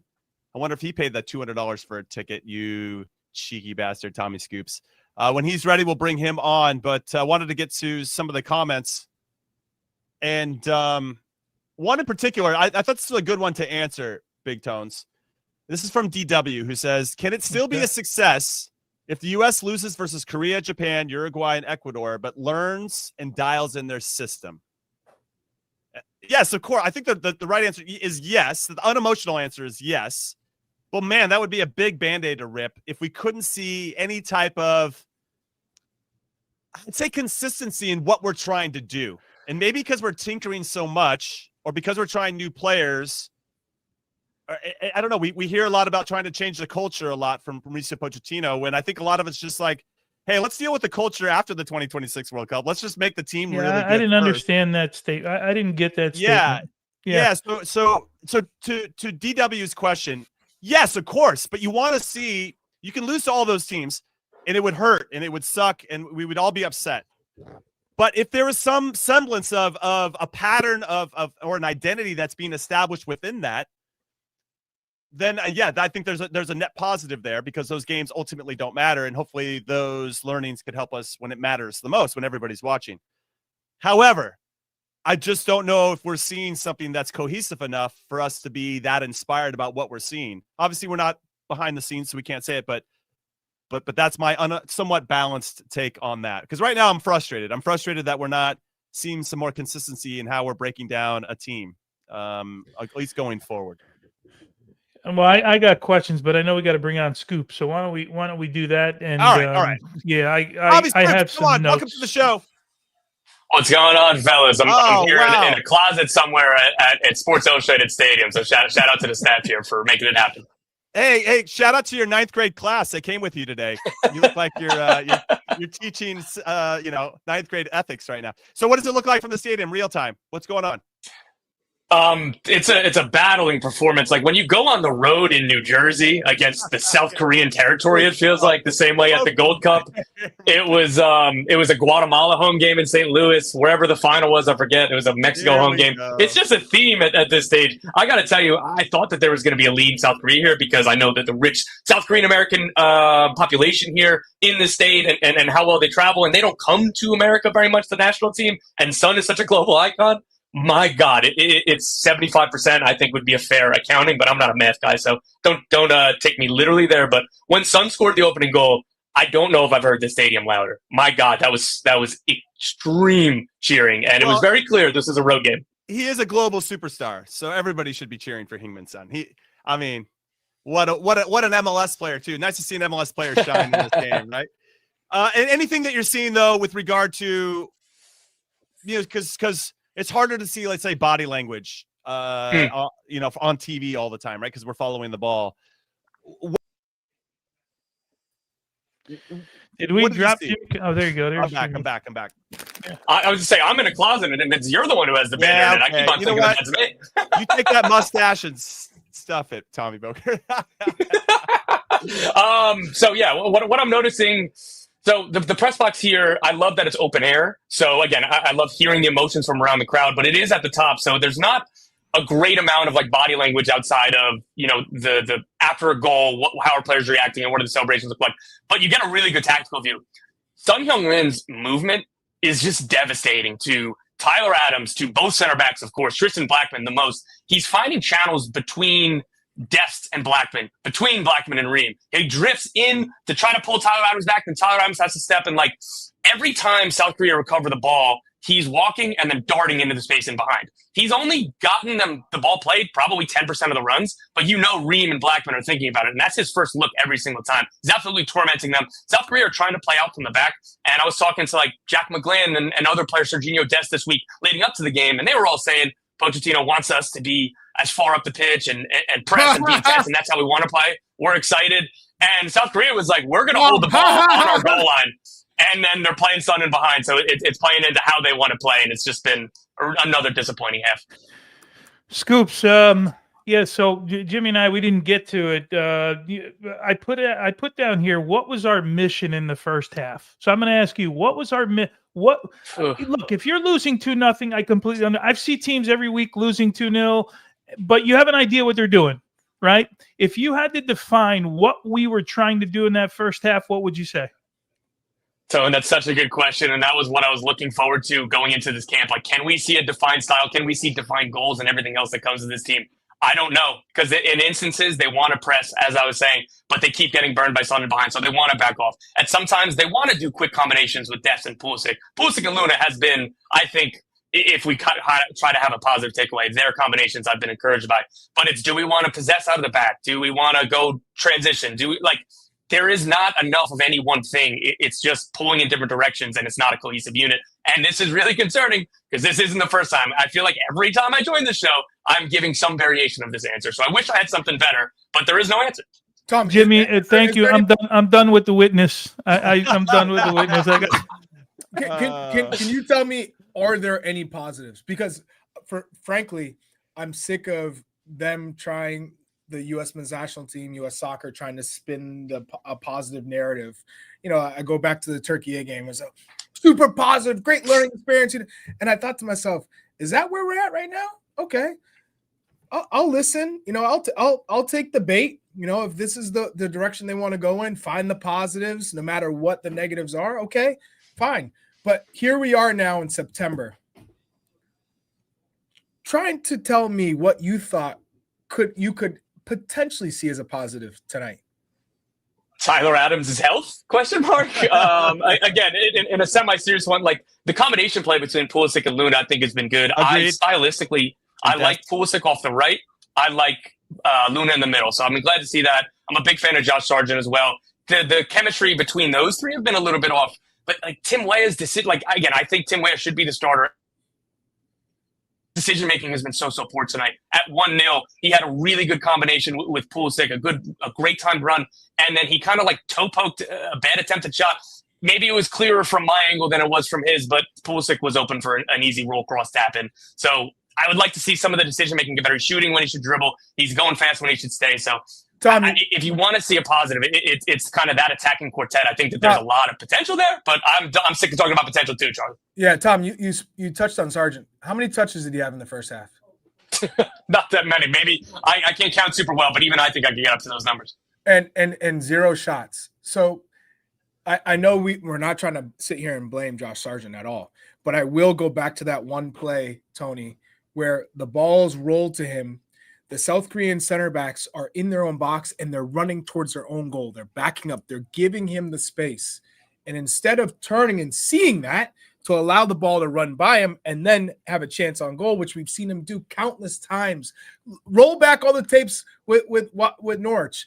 In the championship, he bangs those goals for fun all the time.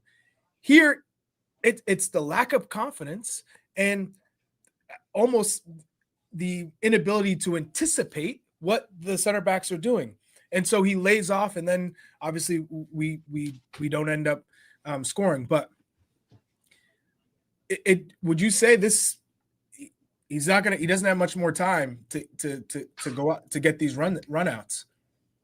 I agree, Charlie. And it's kind of like a catch-22, right? You kind of need to give him run to have that confidence to be the decisive Norwich City striker that we see, the one who made team of the season in the championship. But you have to earn the playing time, and you have Balogun right behind you. Ricardo Pepi, whenever he's back with the national team, because he will be soon. Even Damian Downs that are pushing, like you can't. I'm expecting him to be subbed out, whether it's halftime or the 60th minute. He's not playing 90 minutes today, and nor should he.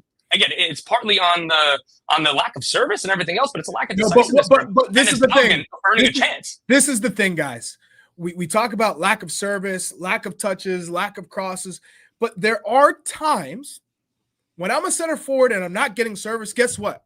Then I got to go create for myself. I got to go forage for balls into the channels. I got to go win the ball off a South Korean player and then make something happen and dribble.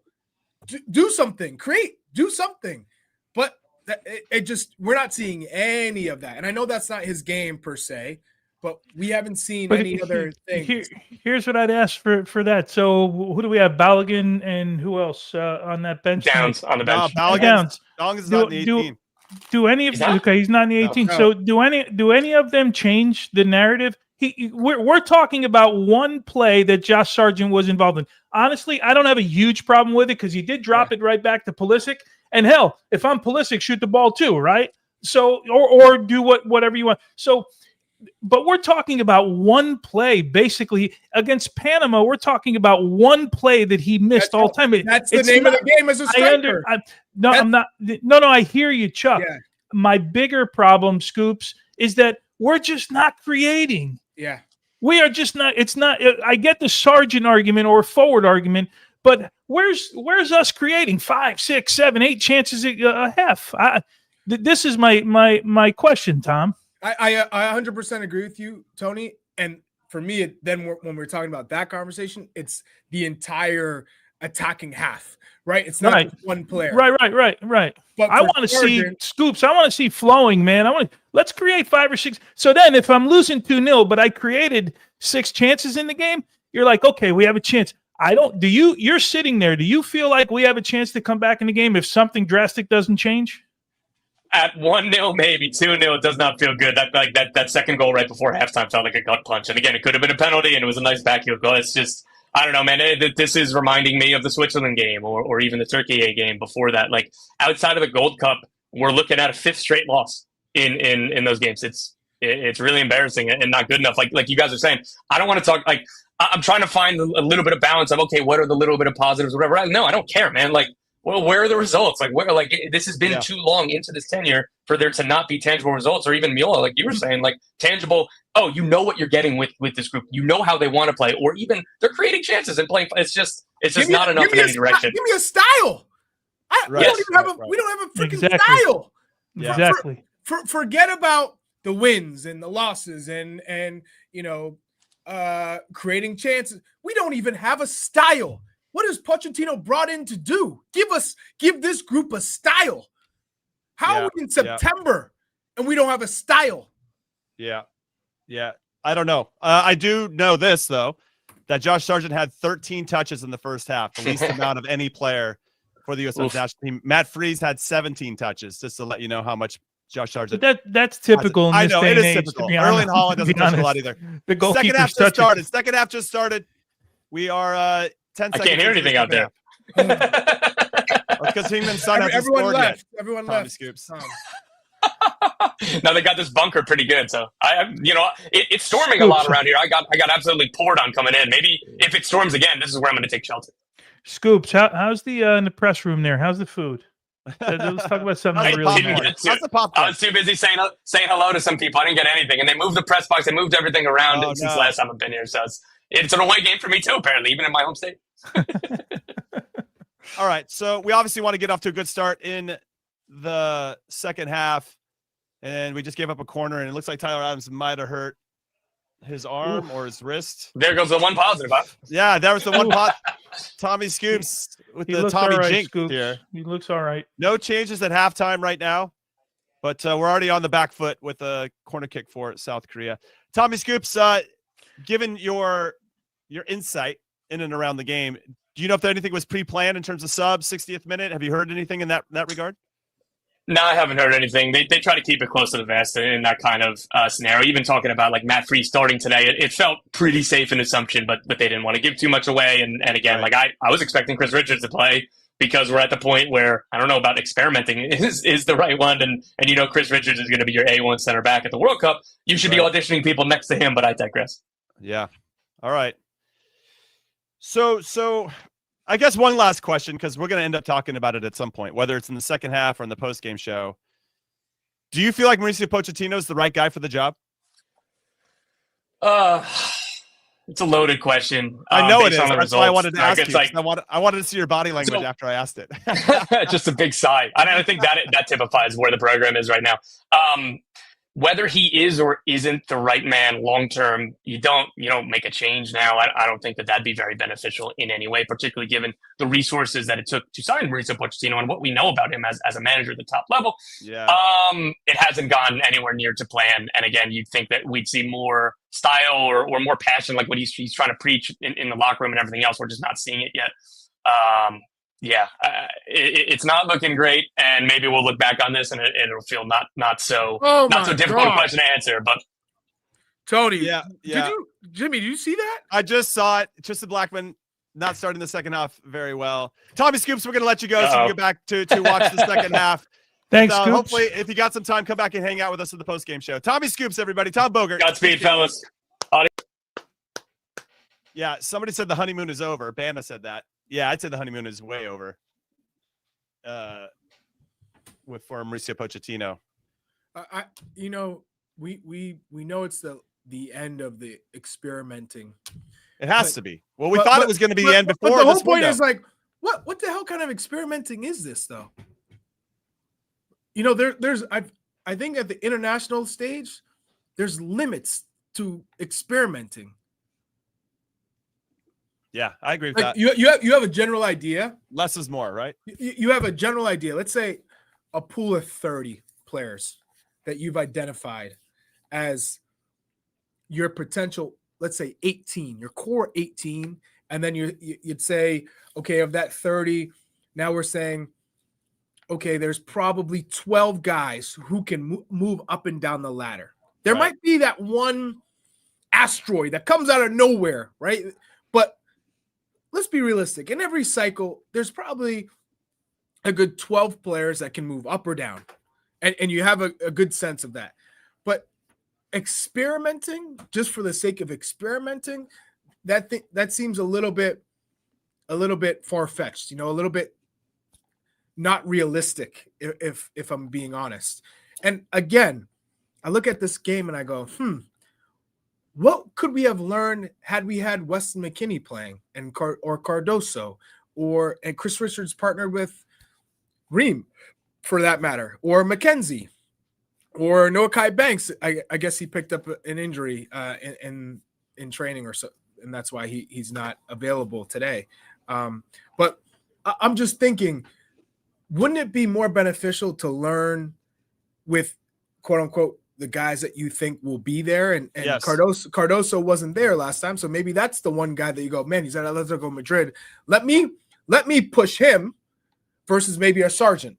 I'm just thinking, I think it would have been potentially more beneficial for Pochettino to have his quote unquote most senior group in this game versus like a Tristan Blackman, for instance. Yeah. Like a first cap for Tristan Blackman against South Korea, where a lot of the Sung Heung-min, who's a world-class player. Not only that, a lot of the conversations around the national team are negative at this point. Throwing him into the fire that way versus, okay, January camp, I got a month to work with him. He played a fantastic season with Vancouver, and now I'll ease him in with whatever that January camp game is. Yeah. You understand? The difference that Right. Yeah, I understand. Yeah.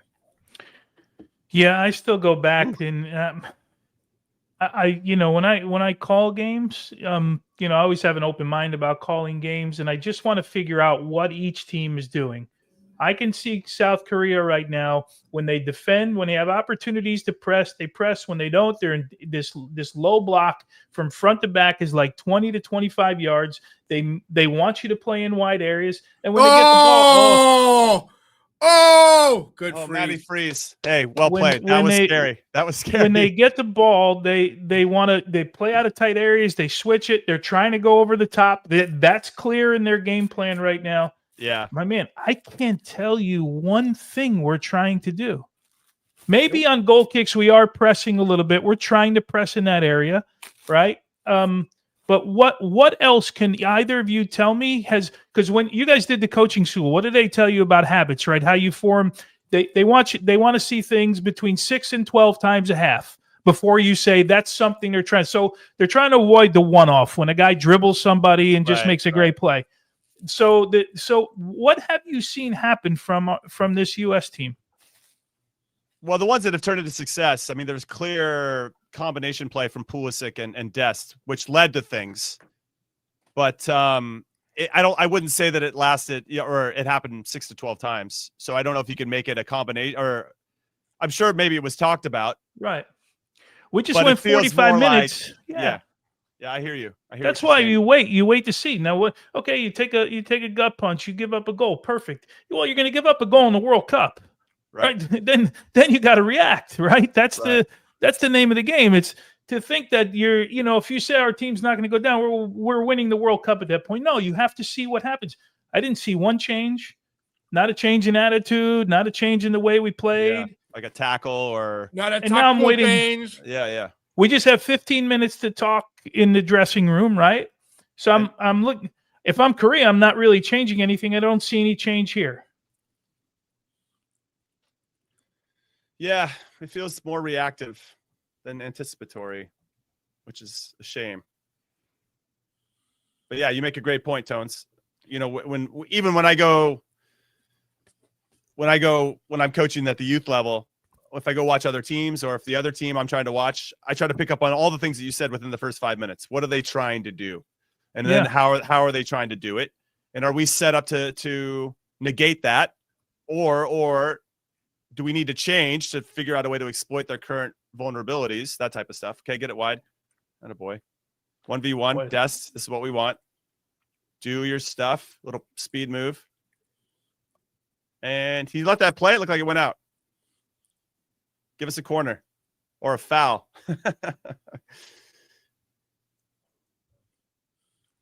Oh, man, this guy was ready for him. He's ready for the speed move. Okay, but with his head, though. That would have been sick. But look at the numbers in the box. We'd be okay with this, right? Got a wide guy with the ball. It's good dribbler. Go take him on 1v1, right? Yeah. That's an idea. Right. Let's keep going 1v1 when you have opportunities. I just want to see a little bit more aggression in that final third of the field. Yeah, we need a goal here. Come on, baby. Just give us a little confidence goes a long way. Oh, I've got the blurry Tony Meola screen right now. Oh, mine's like, forget it. I'm gonna have to rewatch Foul, ref. this game. And we know. Do you really want to rewatch the game, Big Tones? Do you really want to rewatch it? Let me rethink that statement, Jimmy. Hey, come back to you. Woo, a corner. Hey, baby steps. Stray. Well, we got a free kick here. Look, at least again, your dribbler went and took somebody on. One of your dribblers takes somebody on. And we know Berhalter's good in this area, right? In general, serving balls. And we don't have Chris Richards in the box, but there should be some guys. Yeah, let's make him work a little bit. Make him sweat. Make him suffer. Who do you want to see brought into the game? Well, we don't have Balogun would be number one. Zendejas? Zendejas is one I'd like to see in this game. Yeah. A little bit of adventure. He won't be in awe of playing out of tight spaces at all. That's the way his team plays. He's good in those areas. Would you take Luna off for Zendejas and play him in that same role? And then would you move Pulisic to the middle of the field maybe? I guess you'd want to see Downs if you're just trying to go striker options. The only thing about Downs right now, there's no space to run behind. Yeah, right. There's nothing. Corner. No. Just a wild. No, Tim Weah hurt? No way. No, come on, get up.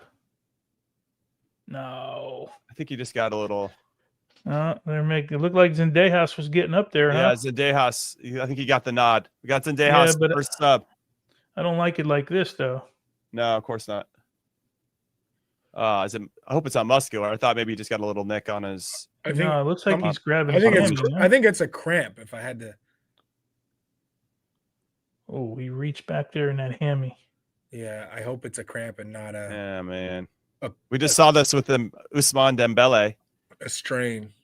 He's out for 4 to 5 weeks because he came on when he already was nursing a hammy. If he's staying there, it must be a cramp, right? Yeah. Jimmy, there is Balogun there. Ooh, good press. Balogun. Okay, so I see Balogun listed here on the Googles, but it wasn't on US Soccer's. I didn't see it on US Soccer's list. So Balogun looked like he was warming up. Wow, Look they how- broke the press pretty Look how easy South here. Korea get forward. They've just taken off, bombing. Yeah, that's a mid block issue or a transition issue, obviously. Yeah, we still feel like we're defending in ones and twos, and maybe not as well collectively at times. I'm not gonna say every time.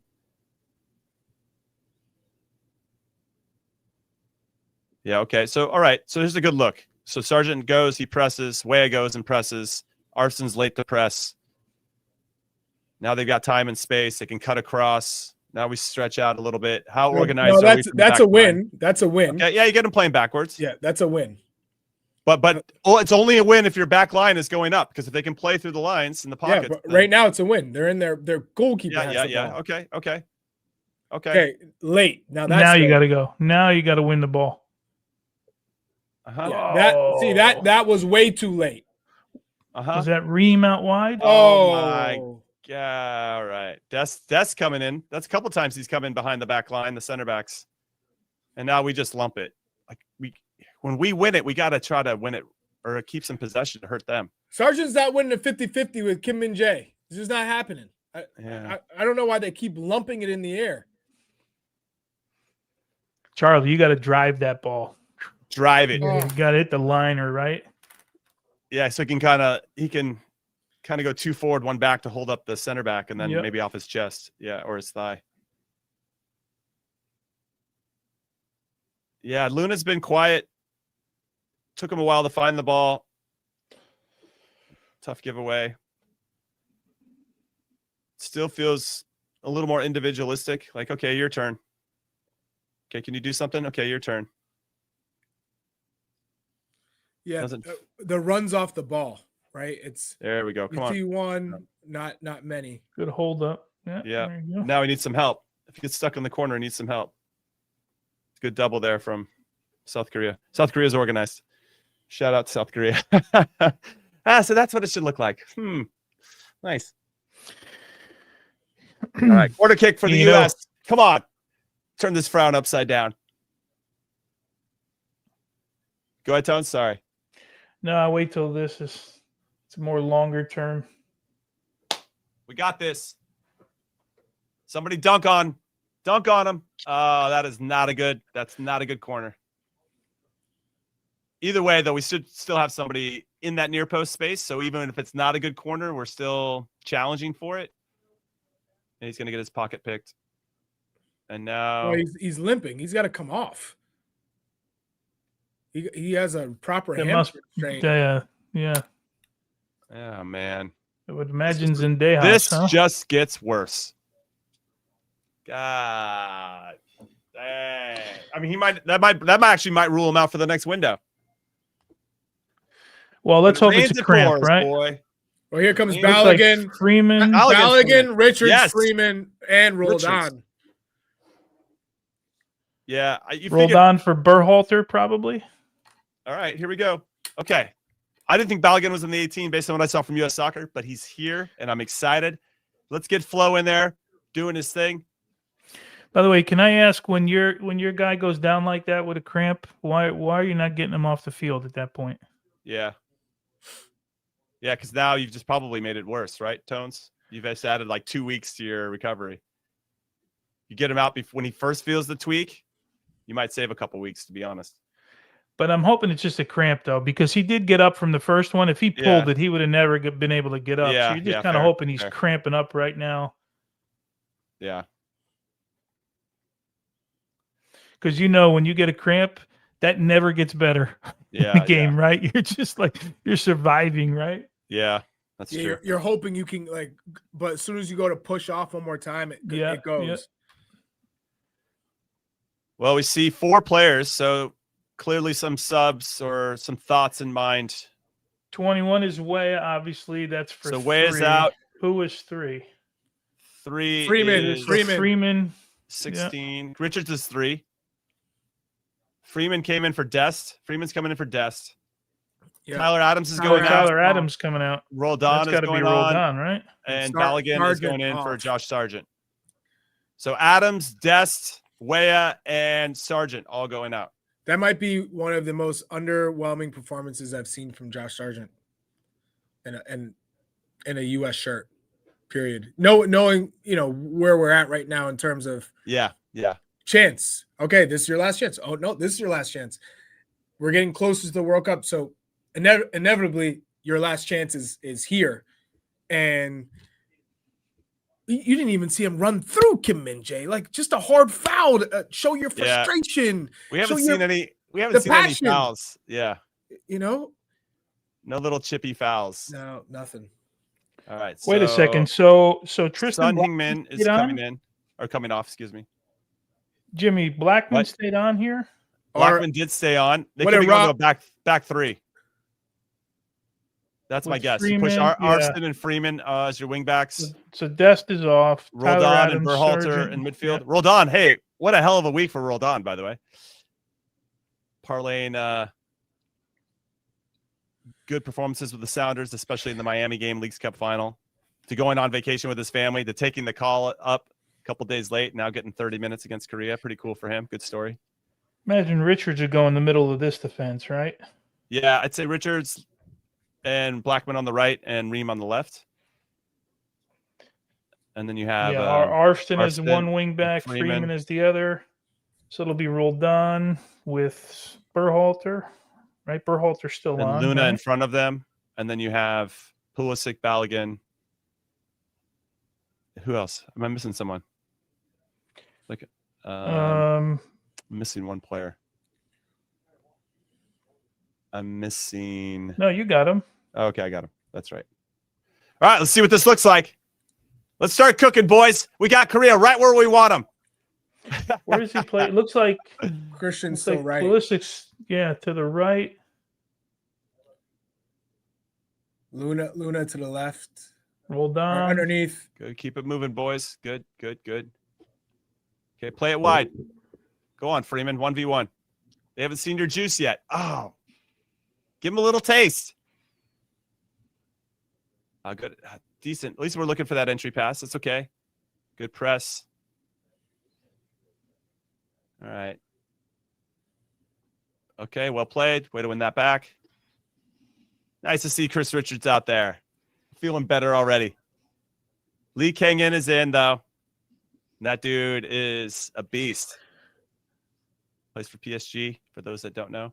Good. Balogun running it off the shoulder. Yes. Keep going. Oh, I love it. Ooh, good. Decent look by Diego Luna. Good entry pass. I think Chuck's already going to say it already looks better with Balogun. I'll let you say that. I'll let the chat say that. I'll let you say that. I'm not saying anything. Chuck wanted to say that it's better with Balogun in 1 minute than it's been with 60 minutes. I'm not going to say a thing. I'll let y'all do the same. Do the talking. Think about it. We've been talking for 65 minutes about you got to beat these players in the wide area, and we finally go with wingbacks. Yeah. Now and get higher up the field. Yeah, that I think is a big change too. And imagine if those two wingbacks were Jedi Robinson and Serginho Dest. Right now we've elevated those two positions in particular. Yeah, I'm just saying, Chuck. I'm picking up what you're putting down, Big Tones. I'm a back three guy. Remind me if you remember, did Freeman play at all as a wingback? Did we go to Freeman as a wingback at all in the Gold Cup? I can't remember. I don't think so. No, I think we might have. So this is the first time we've seen him as a wingback, right? I mean, he might be dropping into a back four, and this Ream is a left back, which allows Arston to push up. Well, no, you got Arston and you got three center. I think those guys, the way it's set up is three in the back. Depends on how he's. Yeah, I mean, listen, you're down 2 goals with 24 minutes left. You got to start taking some chances. So, all right, let's see what this looks like. Let's get some good press in here. Make it predictable for the lines behind you. All right, let's win that second ball. We didn't do a good job of that in the first half. Ooh. Looking forward. Good tackle. Good. Roll down. Somebody laying some wood in there. That's the first one we did all game, right? Yeah, I feel like Tyler got in there, did some Tyler tackles. Oh, he had the Son one. Yeah, he hit Son pretty good. Yeah, here we go. Oh, Balogun, good pressure. Oh, Chuck doesn't want to say it, but we all know that he's thinking it, everybody. Here we go. I'm just watching the game. Just watching the game. I'm just a fan, just watching the game. For all the people out there, well, what could you have done? And I don't know. You could do something like that. More times than not. Yeah. Oh, good. Oh, that's a foul, ref. I agree with Diego Luna. Getting held back. It's all right. Yeah, this is a back three for sure. Yeah. I mean, you have to do something, right? You have to adjust something because we need to go forward. Here we go. Okay, good. The spacing's better too. Oh, yeah. I like the spacing. We got to make that pass. Berhalter got to make that miss one. that pass. We finally get some momentum. We spread them out a little bit, and then we give away the ball cheaply. Good pressure by Roldan too there. Yeah. Good. Winning the second ball's key. So key. Now, this is what you said. We're playing the game on our terms. Okay, maybe we're not connecting that final pass yet, but the game's being played on our terms. The question is, when you watch this, how long can we extend that? And will we see progression into the next game against Japan? Can we extend that if we have it for 5, can we make that 10? That's when the identity starts to get established. Are we playing the game on our terms? We don't have to have the ball to play the game on our terms. South Korea, at times, when we have the ball, still we're playing on their terms. So it could be both without the ball and with it. But obviously, when you give the ball away cheaply, that doesn't help the cause. But can we play the game more on our terms? That's what I'm looking for. And now it's back to South Korea. Don't get split. Keep the game in front of you. Make them play around us. All right. We'll press the ball a little later, I guess. I love that little pass back. Okay, South Korea playing the game on their terms. We had it for a little while. That was about 2 minutes. Let's see if we can extend that in this half, and then also when we're together for the Japan game as well.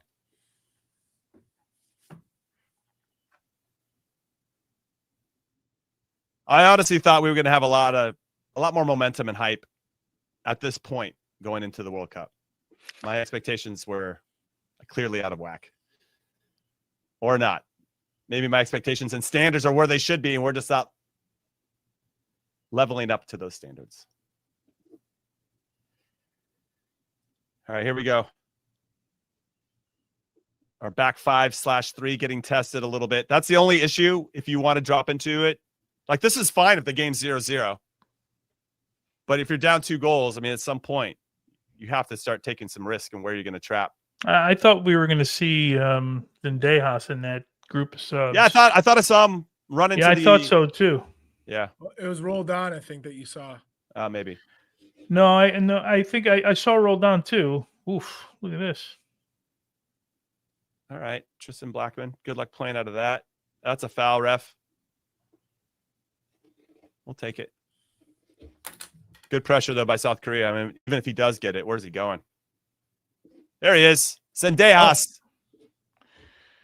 Coming in for Diego Luna.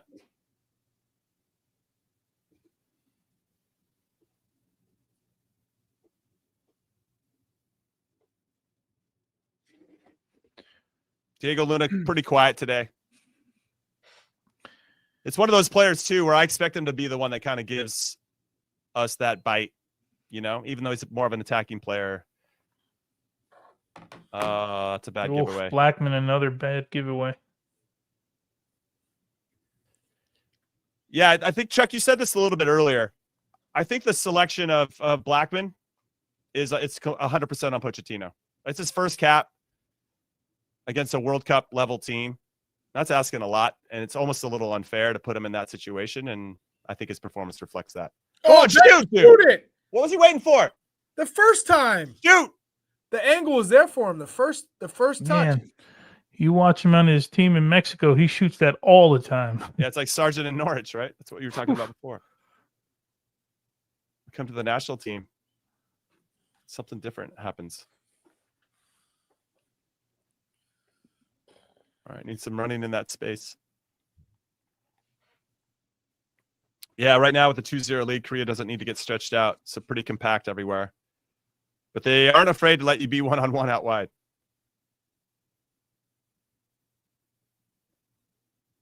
All right, so some good possession, but still not really hurting South Korea. Okay, the only time we've hurt them is if we can play a split ball that splits and bypasses a line. And if that player has time to then have a support option that's right there, and then we can hurt them, because then we can turn and face forward and run at their back line, and that creates gaps. But right now we're not. They're in a bit of a back five right now too. Good, you got to run. Nice. Yeah. Oh, give it there. Foul. Ref will take the foul. But once he beat the first guy, then the next one was on. Yeah. Christian. Danny says Jimmy Korea is impressing. They are. They're just a lot more coordinated in their pressing. So they yes, in certain moments when we've broken their press and they're going to elect to sit in their block, and they sit back. They've done that for the whole game. But they'll press when it makes sense. They are very keyed in on what the cues and triggers are collectively. We just had our center back playing the ball to our other center back 2 yards off the goal line where they were pressing us. Yeah, exactly. Yeah. Yeah. Yeah, good point. All right, Richards, dunk this, please.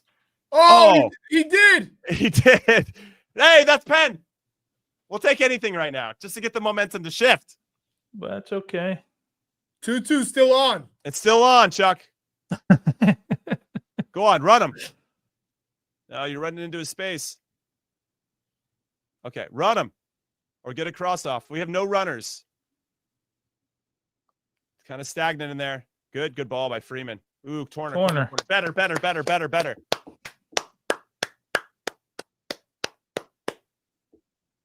Oh, show us the replay of that. I feel like Richards didn't see it. Tell you what, Zendejas has been bright in his short moments here. Yeah. Yes. Baby. A little bit more direct in our play. Hit it. Ooh. Okay. Signal of intent. Keep it going, boys. Turnarounds. They'll let him play quick. Did he see? Oh, what an opportunity, huh? Yeah. Good save by the goalkeeper. Joe with the big save. Yeah. Oh, man. Off the quad. How does Kim Min-jae not head that one? Listen, Omar says, love the back three. I'm a fan of the fluidity and flexibility of the back three, because you can go into a fluid 4 or a back 5 if needed. Been calling for that for like 6 years now. Yes, I know. Yeah, I gave up. No, Tones, we got to keep our flag in the ground. No. This is the most positive we felt all game when we switched into it. All right, 15 minutes left in this one. Korea up 2-0. I think the only problem with the back three is that you don't have a CB1, CB2, CB3 yet, you know? Yeah. That's go back to my thing. conversation, Chuck, with your old Tony Adams from Arsenal. I asked him why they played with back three. He said, because we didn't have 2 good center backs, so we had to play with 3. That's what he told me. That's amazing. Yeah, I'll never forget. We were sitting at a Starbucks in Miami. We went to get a coffee years ago, 2015, and I remember having this conversation with him. I'm like, that makes sense. I never heard it expressed that way, but it makes sense. That's great. I'm going to use that. I'm stealing that. Great story. Yeah. So could you use that same theory with 2 strikers then? Potentially. We'll play. Why don't we do this? Chuck, we'll meet you right where you are. We'll play a 3-5-2, baby. Let's go. There you go. Woo. Let's make it happen. All right. Somebody says Scally. Oh, it's Iz. What's up, Iz? I appreciate your positivity, by the way. I've seen it. I know you're doing your best. Scally, Riemann, Richards is our back 3.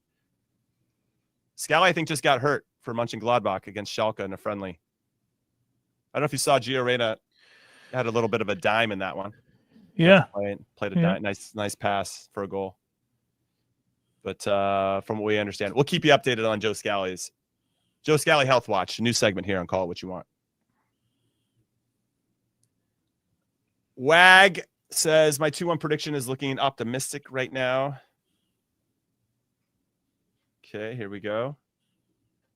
Ballo is looking for it, not getting it. Hey, Christian's been pretty quiet tonight, huh? Oof. You got the foul, though. That was a reverse jinx. Drawing a foul for us. You know what? Christian looked pretty confident here on this ball. He was going to go get it back from Balogun. Felt like he was going to hold it and get it right back. Mm-hmm. Yeah, I like that move a lot. It's really hard to defend. All right, here we go.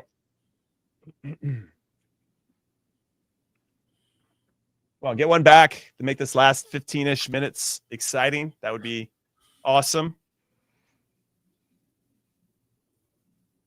So you're Come saying on, boys. there's a chance. I'm saying there's a chance. What's with all this 1 in a million talk for all you Dumb and Dumber fans out there? What a movie. I've actually run into a few people now that have not seen Dumb and Dumber. And I want you to have a word with yourself. It's unacceptable. You brought shame to your family. Go watch Dumb and Dumber. All-timer. All-timer. Don't sleep on Zendejas here. I think he scored one recently, right? Didn't he score last week on a great free kick? I'm going to defer to you. I think he did. I'm not watching as much Club America. But I love that he wears the number 10 shirt. Sick. He's really worked his way up there. Christian. Zendejas not going to score that one. Puts it up and over. Right, saw McGlynn. Who's McGlynn coming for? Berhalter? Yeah, there it is. So Jack McGlynn's coming in for Sebastian Berhalter. So he's gonna play in that deeper role than not. Well, what do you mean? He's a winger, though. Well, he's faster than you, Chuck. He came on the show and said that this week. He's not going to play. Bradley Montgomery says, I brought shame to my family. Go watch Dumb and Dumber. What are you doing? And me and Chuck both love Ace Ventura. So we quote that to each other all the time. So go watch both Ace Venturas. I will say, little sidebar here, just to change the subject a little bit, that the sequel, Ace Ventura: When Nature Calls, might be one of the best sequels ever made. It's better than the original, and the original was excellent. So yeah, that's my hot I don't know. I don't think it's better than the original. You don't think it's better? It's fantastic. Like Baguano is nice, but nobody told me the Wachutis were biters, Chuck. What are you talking about? You can't beat Snowflake. That's true. That's true. Laces out. Laces out, Dan. Go on. We should just do a show and all Ace Ventura quotes. Bumblebee tuna. Bumblebee tuna. Let's see that again. I'm a psycho villain. Finkel's in there.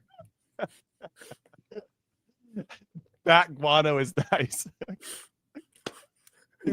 Guano. Collect the whole set. Cozy if you're Hannibal Lecter. We're lost the rails. We're losing it. We're down 2-0. Anyway. Want some positivity in your life? Go watch Dumb and Dumber, Ace Ventura. Jim Carrey. One of the all-time greats. Okay, let's go forward. So Balogun's looking for it. 1 versus 6. You might need a little help. Yep. Okay, that's good. That's good. Look, Now but he needs some instant runners, though. Yes. Hit it. Yes. That's not instant. Hit it. Okay, a little patience. Appreciate the commitment from South Korea. It's the movement and it's the ideas. Zendejas laying a tackle. Hey, remember when we played against Mexico and we lost 2-0 with Mauricio Pochettino's first game against Mexico? Zendejas was the only one throwing tackles around in that game. So yeah, that's right. You're right. Yeah.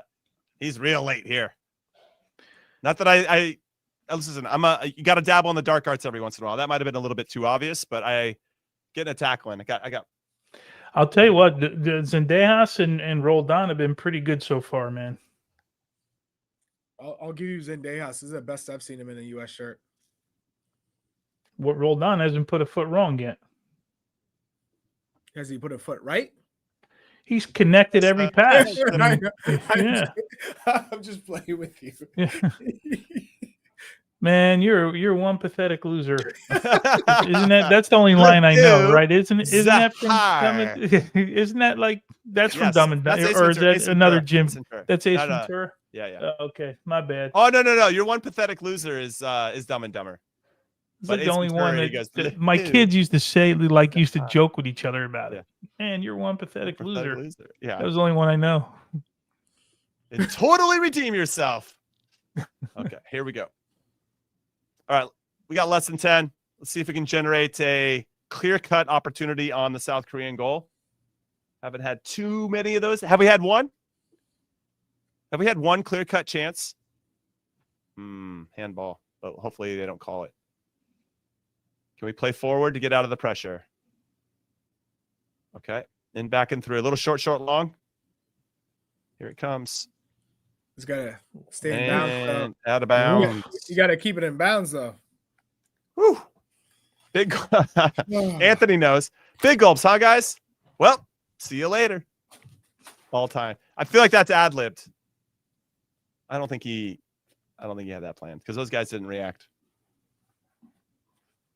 Yeah, Richards, you're right. Richards won. The goalkeeper made a good save. He stacked the pads like a hockey goalkeeper. All right, 2 subs coming in for South Korea.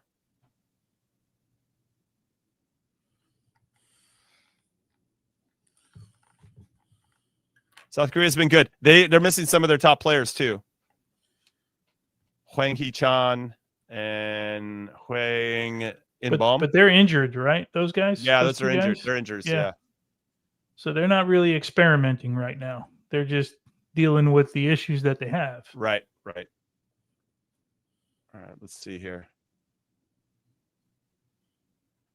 I feel like in this moment, Balogun seems to be a little bit on an island, like making the runs. I wish we'd just push up a second striker at this point. Chuck, what do you say, resident number 9? Yeah, but at least he's active. No, I've got no problem with him. I'm just saying it'd be nice if he had another person a little bit more. We've been saying higher this. with him. We've been saying this for 5 years true. now. That's true. Whoever's playing that position. Yeah. So it says, oh, it's weird he's on an island. Well, it is when we're down 2 goals. I'm just kind of saying there should be more urgency to push somebody higher next to him, especially when we're down 2 goals. That's going to help us solve, or just put more players in dangerous areas to force South Koreans' back line to have more people to worry about. Priority order, Jimmy. Priority order. Yeah. All right, as long as we're on the same page, we're good. Oh, man. Gavin says the usual results. The usual pain and disappointment I'm feeling right now, Gavin. What did Scoop say? Outside of Gold Cup, it's 5 losses in a row? 5 losses in a row. Right. So, wait, it was... And those are World Cup opponents, right? Right. You got Switzerland, Turkey, Switzerland, South Korea. Who are the other 2? I got to look. I got to look it up. The Nations League. You had Canada and Panama. Oh, yeah. So that was an official competition. Right. So you've lost 5 straight non-Gold Cup games.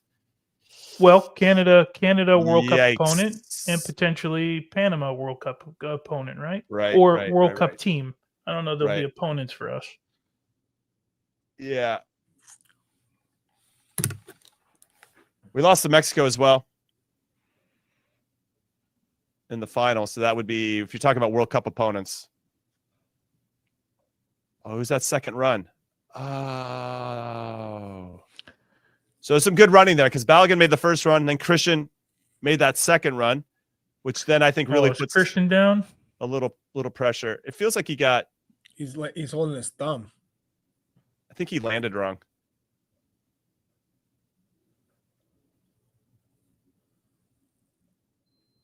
Man, I picture this coaching staff thinking, can we just have one? Look at the.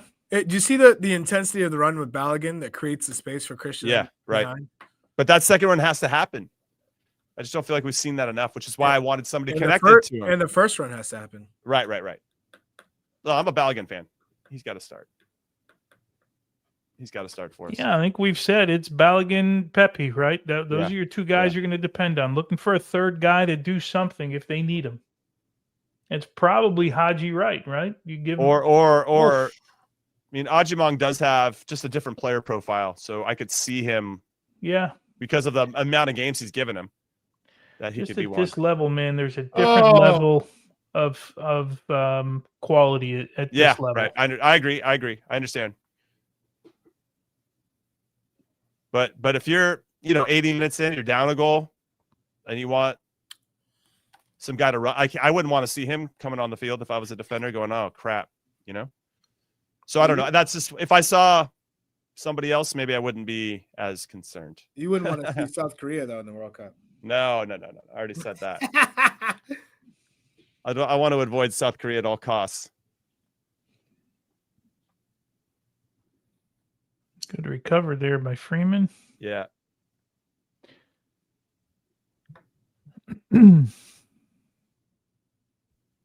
Yeah, this is to your point, Tones. I keep thinking about it. What did we get out of this game? What were we trying to get out of this game? Experimenting is for naught. It's How about that? How about formation change? How about let's instead of experimenting on players, let's figure out what the identity of the DNA, what the system is going to be. okay. Let's say though, if you're Pochettino, though, you're like, I have put something in.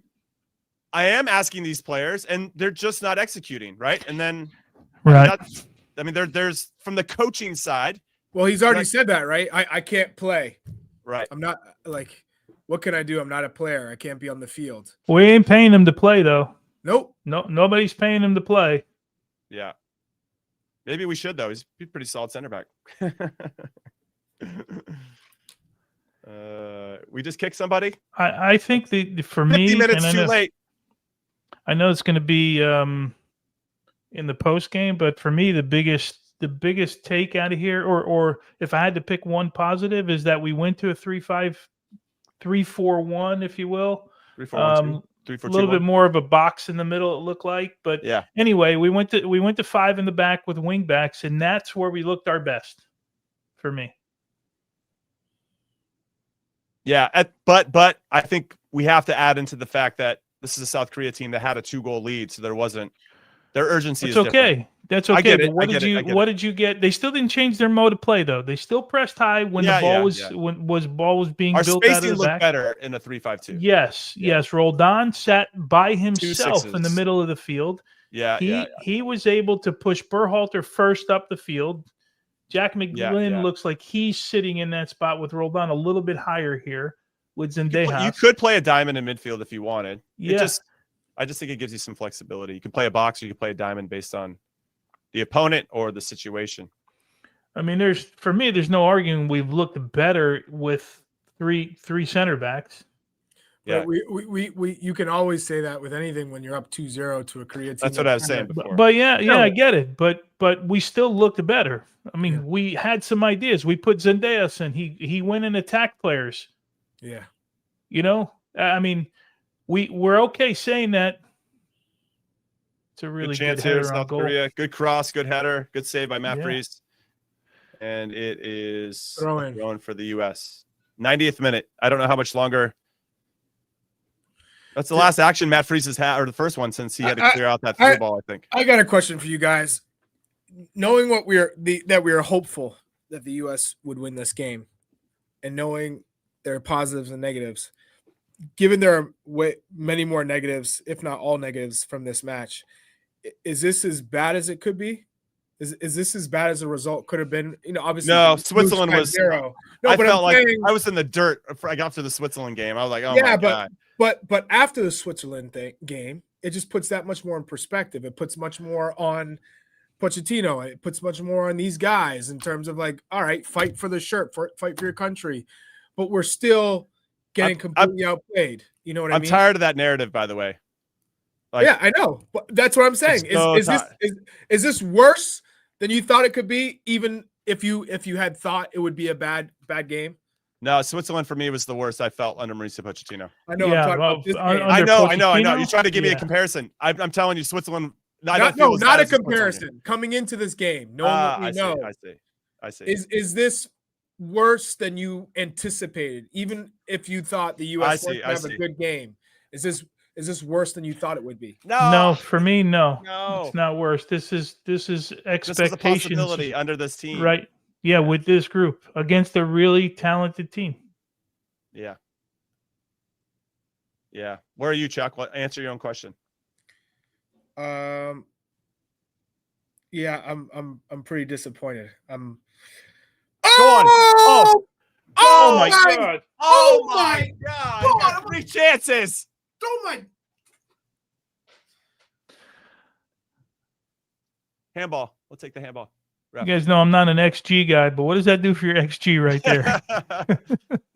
Does that count for 3? Wait, did he hit the crossbar on his last? He had the 3 last chances. one. It looked like He hit the crossbar. Poor guy. got himself in a great spot. Look at our numbers in the box. A lot more commitment here. Well, there's more urgency. So my dad doesn't really he didn't care about soccer all that much. It's kind of funny. But he goes, why do teams wait until the last 5 minutes to actually start playing with urgency? It always drove him crazy. What a save. What a save. Yeah. Oh. Man. Get Can't on buy the a keeper, man. Can't That's buy a bucket there. That's like me playing basketball. I can't hit any shots. Wow. Damn. That would have been nice just to end the game with a nice goal. We can't even have nice things here against South Korea. Good save by the goalkeeper, though, in fairness. We got about 2 minutes left. Oh, man. What other center backs are in camp? I got to look now. My God. Noah Kai Banks. Okay. So I want to see. Well, assuming Noah Kai Banks gets fit, I want to see 3 in the back next game. 3 center backs. Yeah, it would be nice to start there, right? Just give us a game to. So it's not reactive. What the hell is the difference at this point? Why wouldn't you? We're in experiment camp, right? Right. Go on, Bout. Oh, deflected. Better though. Better. I'll give it a clap. It's positive. Front foot. Good pressure. Picked his pocket. Created a good chance. Took someone on. Got time for it. All right, Jack McGlynn. Let's drop a dime in there. Drop a dime in there for us. Chris Richards.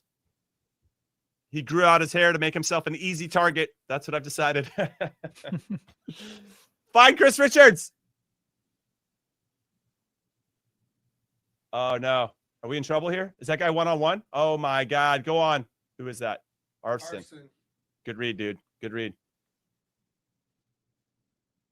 Yeah, we have a lot to talk about in the post-game show, so everybody's got to hang out with us. We'll get into changes we want to see and obviously our overall thoughts on the game. Watchalong, we obviously kind of tiptoe into all those topics because we're doing it in real time. But we'll have a short 2-minute break, and then we'll get into it. Because Chuck's got to use – Chuck's going to change rooms again. What's going to be behind you next time, Chuck? You're going to get in the helicopter. I'll let you know. Chuck's hanging out in Mike Burns' former office.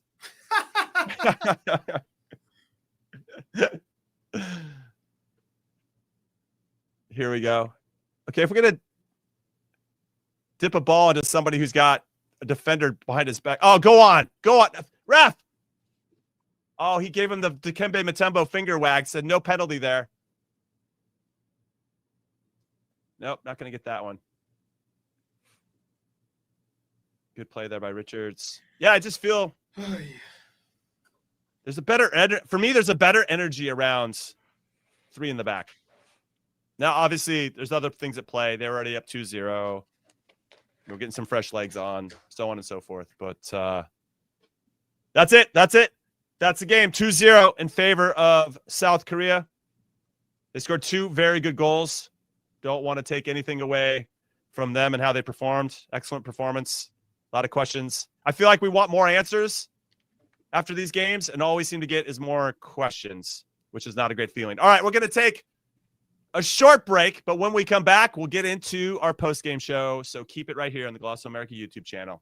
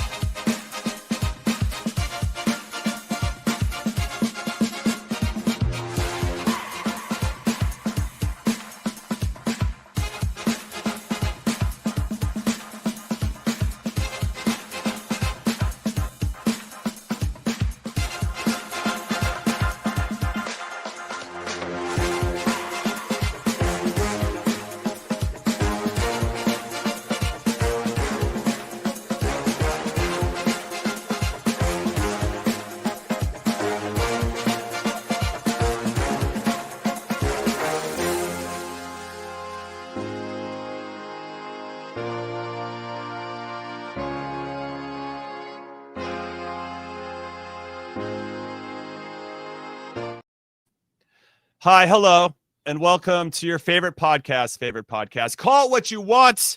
I'm Jimmy Conrad alongside Tony Meola and Charlie Davies. And if you're joining us on the Golasso Network, we appreciate you. This is our postgame show for the U.S.'s 2-0 loss to South Korea. We are in our feelings right now. Every time that we have one of these games, we're hoping to get some answers, but we seem to be leaving with more questions. And so I don't really know where to start.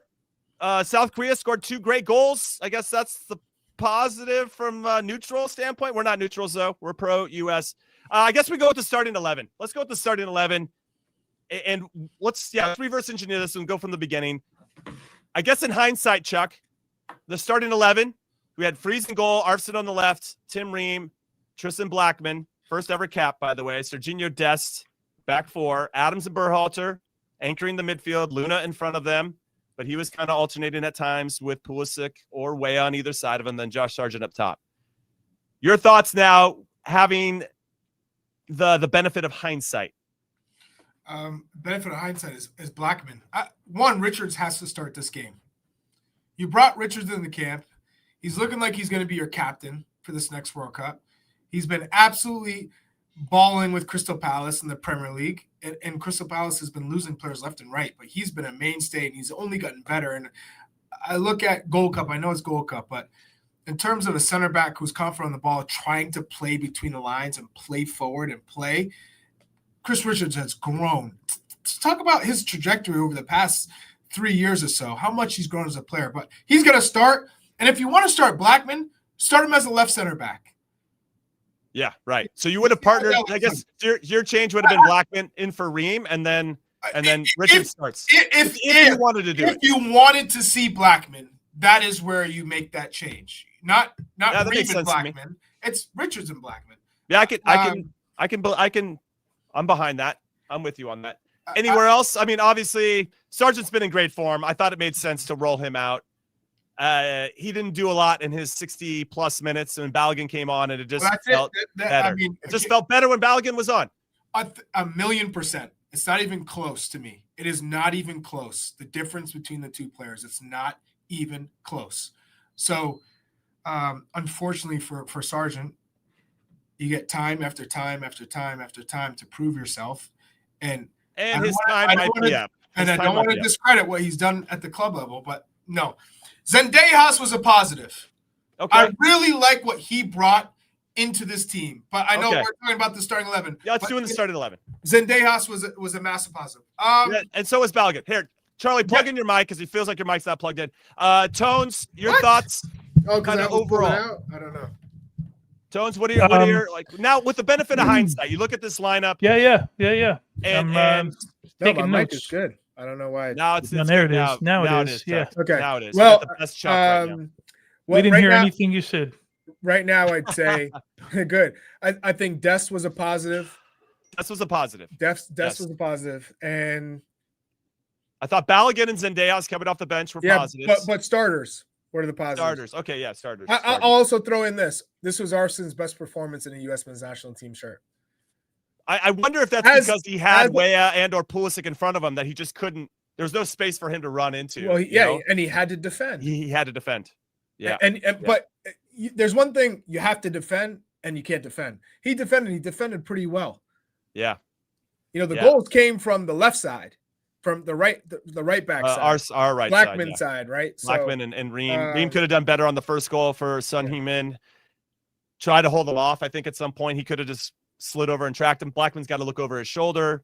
First time these two players have ever played together before. So you can understand why there's a little bit of discrepancy in their communication. I think it cost us on that first goal. Very well taken by a world-class player. And then just too easy on the second goal, where everybody, I feel like, needs to take a look at themselves and how they could have addressed it. The pressure on the ball wasn't great. Easy passes split the lines. Heung-min Son wide open at the top of the box, gets to combine, and then a cheeky backheel to really dunk on us. That doesn't feel good. Now, instant reactions from you, wherever you want to go with it, Big Tones, now that you have the benefit of these 90 minutes of hindsight. Yeah, so I'm with Chuck here. If you were going to experiment in the center back, it's who's going to be next to Richards. Yeah. Right? I love that. It's a great point. delivery. Who's going to be next to Richards? That experiment failed tonight. Blackman was not good.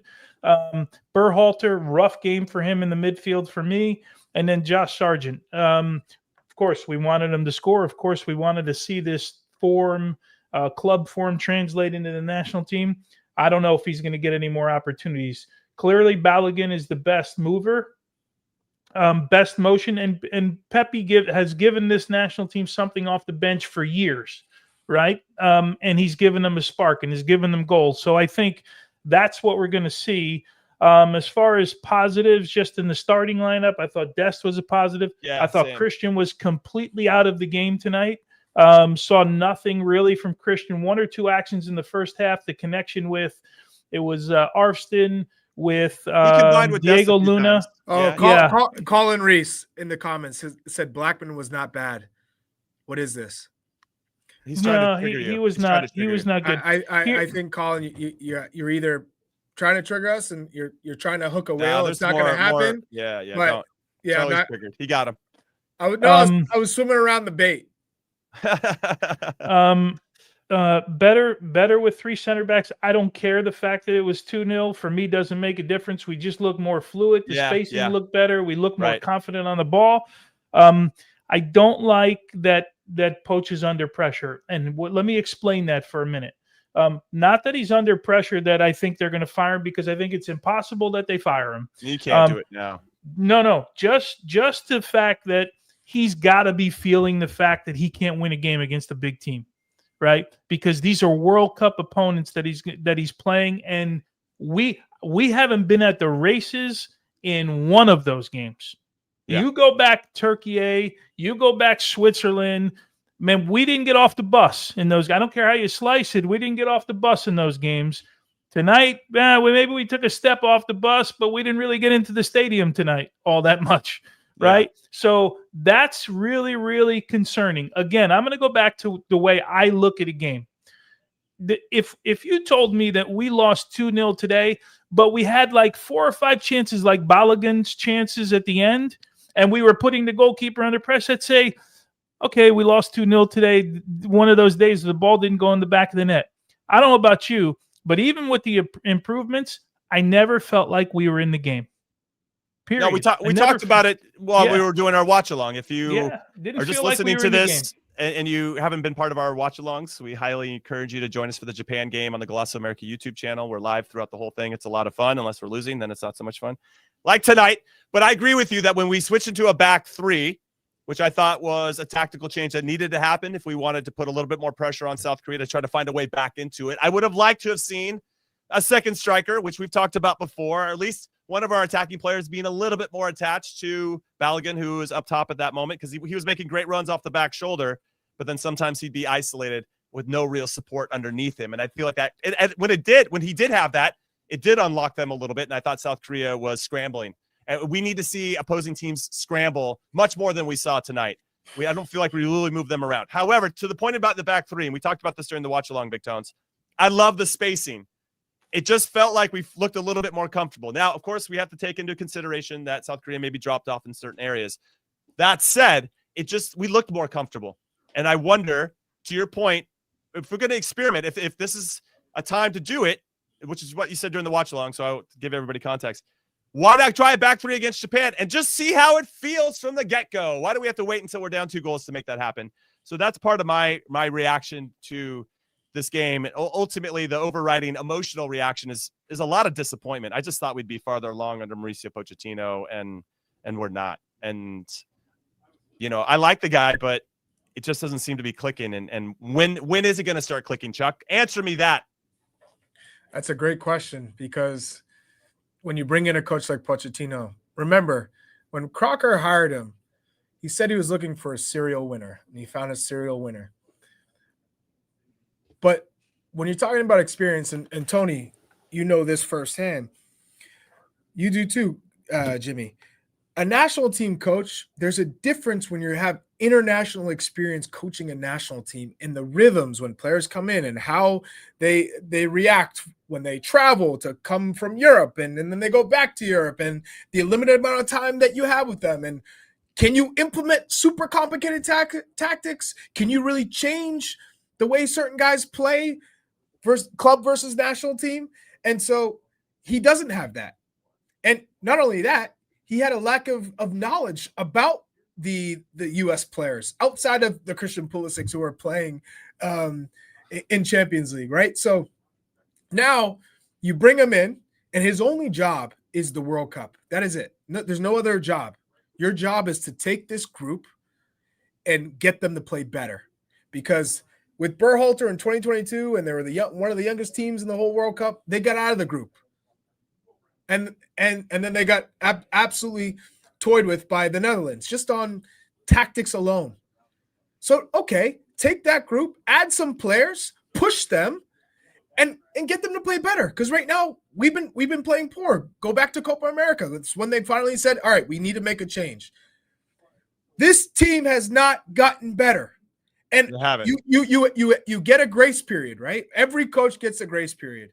It's international, you say, okay, let's give him a grace period. He's coming in for the Nations League. He comes in friendlies, but Nations League is his first competitive tournament where he's got to play for something.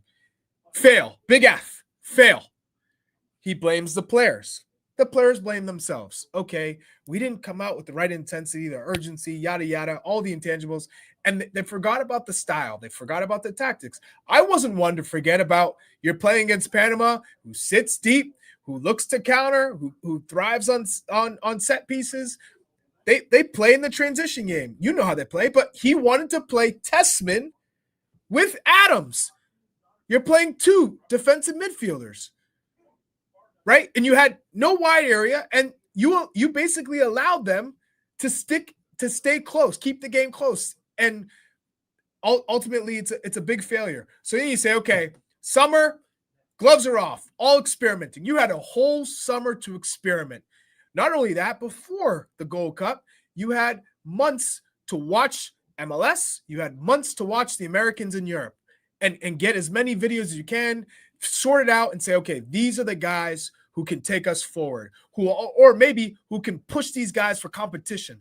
Maybe they're not as good, but we're seeing like Nagelsmann today, Tony forwarded the conversation around Germany. Hey, maybe I got to take players that are not as good, who don't have the names, but give me more heart, who will work harder. I think with all national teams, there's a good combination of the guys who maybe aren't the best players, but they bring everything else and it lifts the whole group. That's me, Chuck. Thanks for describing me. But finding the balance, finding the right combination. You had the whole summer. That's why I thought, okay, September, you got South Korea, you got Japan, bring your best players. And it's on him to figure out, okay, maybe I'm going to switch the formation. Maybe I'm going to find a way to make Cardoso work because he works in Spain and he's playing for Atletico Madrid. I'm going to find a way for him to work. Even though Berhalter didn't see it, Pepe, I know he's just getting back, but you know what? I'm going to bring him in.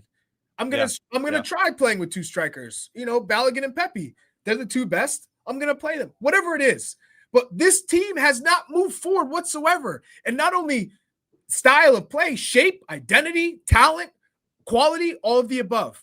So major disappointment is how I'm feeling at the moment. And I know it's a friendly, but these are what we have. We don't have World Cup qualifying.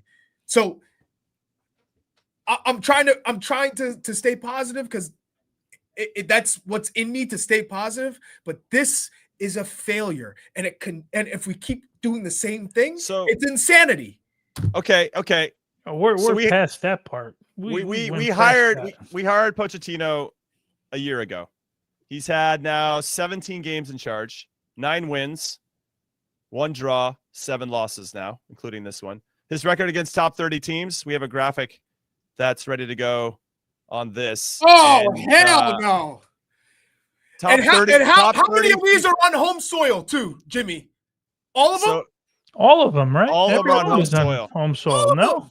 So none of these games were away. Panama's top 30?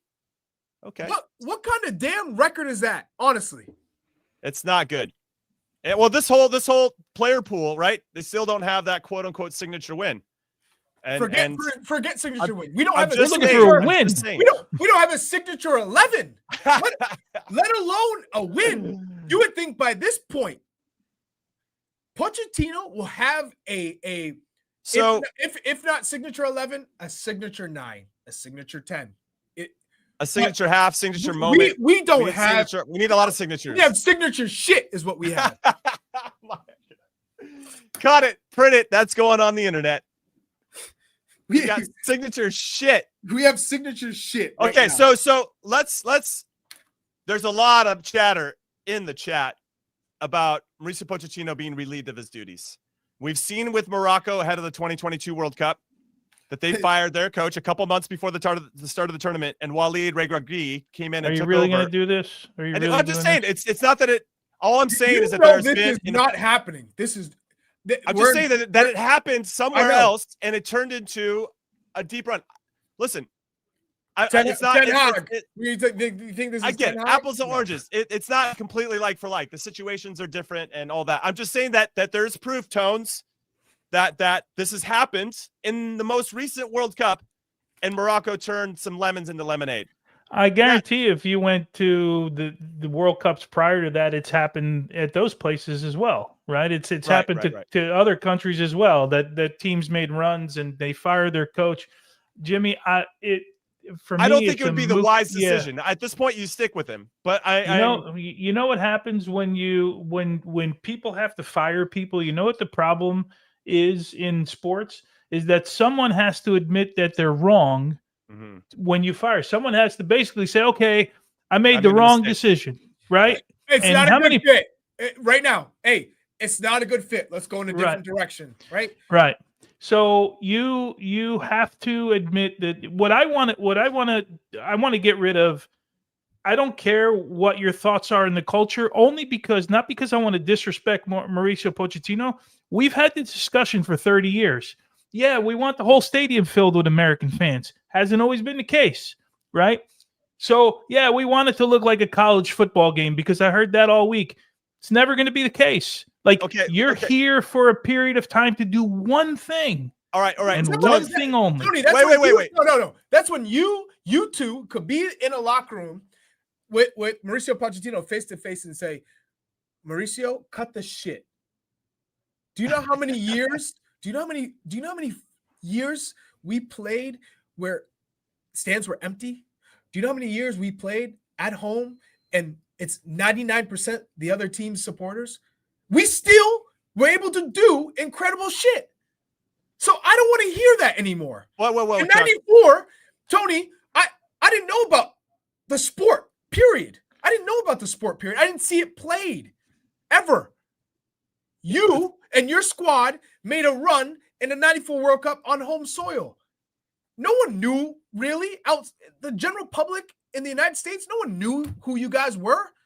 No one watched the sport. And all of a sudden, because of how you guys played, you inspired a whole country, you inspired enough wealthy people to say, hey, there's something to it. Let's create a league. And now in 2025, we got to hear, the culture is not good. We got to change the culture. We got to shift. We got to get people here supporting the team.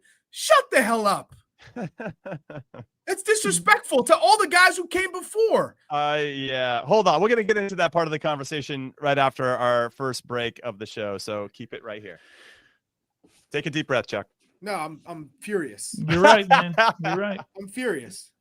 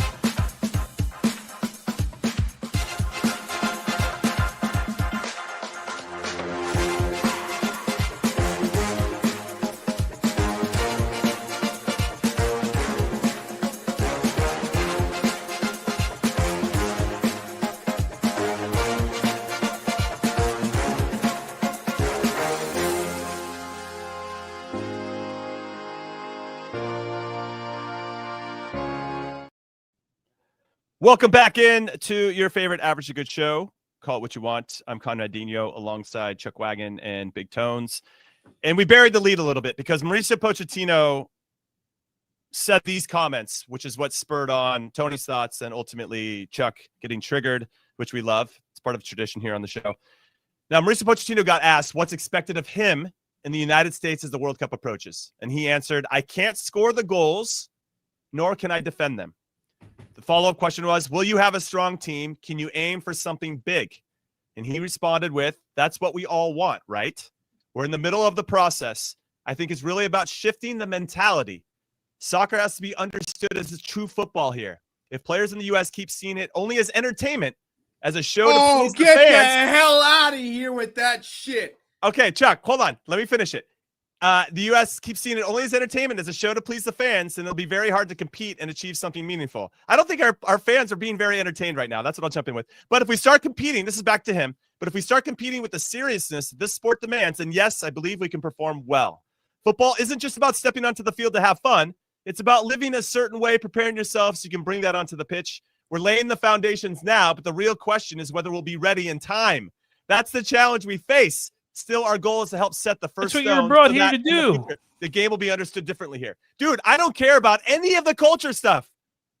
We want our team to be better. You were brought here to do that. You knew the timeline when you came here. You knew that June 26th was. What the hell is this? What kind of statement is this? Jimmy, Tony. Every time I read or listen to this, it drives me insane. I want to hear this from the fans out there. What the is he talking about? If you've been a fan of the U.S. men's national team for 20 plus years, and you hear all of a sudden a coach who comes in with a year to go for a World Cup, and he starts talking about the fans aren't good enough. They don't show. They don't show up. We're only here for entertainment purposes. They're only here for entertainment. They don't care about. This isn't a football nation. What? I became a U.S. fan, really a fan, when I went to the U.S.-Mexico game in Foxborough. It was the U.S. supporters that said, "Oh," I said, "Damn, I want to be on the field because they got me pumped up." That it was their support that led me to say, "This is the dream game I want to be a part of." And every damn U.S. men's national team game, those fans showed up. Like I remember Sam's Army. That was the big thing. Now it's American Outlaws showing up in Mexico City, risking their lives. You know, it was 110,000 people. They went out and support us, and we heard them. It was so quiet. After I scored in that 9th minute, I could hear all of them. And I remember thinking, damn, these people care. This is a country that loves the game. And now you got to hear a coach who comes in for less than a year, couple months, and says, these fans, they don't get it. This isn't a footballing nation. Okay. I know. So U.S. women's national team legend Carly Lloyd put out a tweet that said, I thought Berhalter was the problem. So if Berhalter wasn't the problem and Pochettino isn't the problem, then I guess, as we're seeing with some of the comments, that it's the players. Okay. Let's go into this direction, Tones. If there was a malaise that seeped into the team because these guys just thought they were going to be automatic locks from after 2022 into 2026, and you felt then I can understand why Mauricio Pochettino is doing some of it, but listen, when he took the job, he had less than 2 years to get that all figured out, and I think he has enough experience to do it. I don't know why it's taking so long to just call people out. And I don't know. There's a lot to unpack there, but I kind of wanted to get your thoughts on Carly's tweet in particular. Look, I can understand the sentiment because honestly, if we're being fair, this looked better under Berhalter than it does here. I don't want to compare the two managers, right? But the reality is, it looked better under. I felt one thing we knew under Greg. We knew how we were playing and what we were trying to do. And I'm going to keep harping on that point because I still think it's hard to do with a national team. It's not a club team. But if you're being fair, right, I can understand. If you don't like Berhalter, because I don't like I'll call it the second term of Berhalter, right, when he came back. I thought it was a terrible decision by U.S. Soccer. I said it then. I say it now. But that first cycle with Greg Berhalter, this team was going in a direction, right? You tell me when you left 2022, there's a little bit of hope. Okay, yeah, the Netherlands beat us, but I still go back to we didn't have one guy on our team that would have started on the Netherlands. Not one player would have started on the Netherlands. So we lose the game. But at least we had some hope that, okay, second youngest team in the World Cup. We played with some of the bigger teams in the world. We fought to get to the next round. Okay, boom, 2026, here we come, baby. We got 4 years to build, 3.5 years to build, whatever it was. We got 3.5 years to build, and we're going like this. Right? So bring in the manager that's going to get us to the next level. That's what we thought we did. But for me, I go back, this is this experiment. We talked about it before. I told you, remember you cut me off earlier, or Jimmy, and you didn't cut me off. No, I told you it was more long. You off. No, it was more of a long-term statement. I told you, if you remember, because we haven't seen, you tell me in the however many camps that Pochettino's been in, how many big changes have we seen from lineup to lineup? We haven't seen it. Remember, we thought 4 or 5 changes in some games. Only game 3 of the Nations League did we see 4 changes right in that lineup. And we were like, holy cow, he's finally making... You mean the Gold Cup. Oh, sorry. Yeah, Gold Cup. My bad. Gold Cup, yeah. Match 3, whoever that was, Trinidad maybe. It was a game we kind of walked. Trinidad was the first game. Saudi, and the third game was... whoever it was the third game when we saw changes. Look, if we don't see some change in formation, his absolute best players that we talked about earlier, this camp is a waste. Waste. They've already wasted half of it. We wasted half of it. We wasted an opportunity for the one thing we've been arguing about for years is the lack of World Cup quality opponents. And a lot has to do with European Nations League. You finally have 2 opponents that you could potentially see in a World Cup, and you're experimenting. The logic doesn't make sense. Hey, Jub Riven gave you a layup. He said it was Haiti. Third game was Haiti. Oh, thanks. Yeah, my brain is not on that tournament, but thank you for correcting. There is a potential silver lining for just you and I, Tones, that have been screaming for a back 3. Maybe this could be the catalyst to see that moving forward. So that there's you need that now after a Nations League, after getting absolutely embarrassed. Listen, we got embarrassed. My low point for this group of players in this cycle is the Switzerland game. I felt awful in that game. Like there was nothing appealing. Jimmy, we just got outclassed, outplayed. Jimmy, yes. But that was a group that we kind of knew. We knew what the expectations were. That was a trial experiment Gold Cup group, MLS group. Everything's been a trial and experiment. Everything has been a trial and experiment. But that one is different. And when you say Switzerland and Turkey, that was a Gold Cup group. That was an experimental group, all MLS guys for the most part. Christian, he's on his vacation. Yunus Musa on his vacation, right? No McKinney, no Weah. It was a MLS Gold Cup group. So when you played against Switzerland, and we talked about it beforehand, Switzerland is like a South Korea, a team that you'd play in a knockout round of World Cup. Well-drilled, disciplined, and they've got quality. Absolutely play you off the park, embarrass you. But before that, Nations League, that's your top group. So Pochettino comes in and says, okay, now here's my top group. We're playing Panama. Everyone knows what's in front of you, how Panama plays. It's not a secret. Yet his tactics and formation told me everything I need to know. He doesn't know. He does not know how teams play. He doesn't know how the U.S. men's national team plays, but more importantly, Panama and the way that they're going to set up and play the entire game. So you need to address that by changing your formation and getting the player selection right, which he did not. That was a failure. Then you go into the third place game, an embarrassment all in itself playing against Canada, and you lose. That's all you need. You don't need anything else. You have 1 year. So that's all the embarrassment you need in 1 year. I get it. No, we've been slapped around. My cheeks are here we are They're all For red. South Korea and Japan, like Tony said, you had a whole summer of experimenting. That's all the experimenting you should get, period. If I'm Matt Crocker and I'm the sporting director, I go, I know we got to get you up to speed. It's a waste. The summer is what you got. That's it. I'm going to tell you right now, there's no experimenting outside of the summer. You might have to bring in 1 or 2 guys, but that's all you're getting for experiment. So you got to do the work. It comes on Pochettino and his staff to do the work. So there is no experimenting. You've done all the work. You've turned over every stone. So there's no stone left unturned. You've done it all. You looked at all the dual nationals, the ones that you think can add quality, the ones that can't. You looked at every MLS player.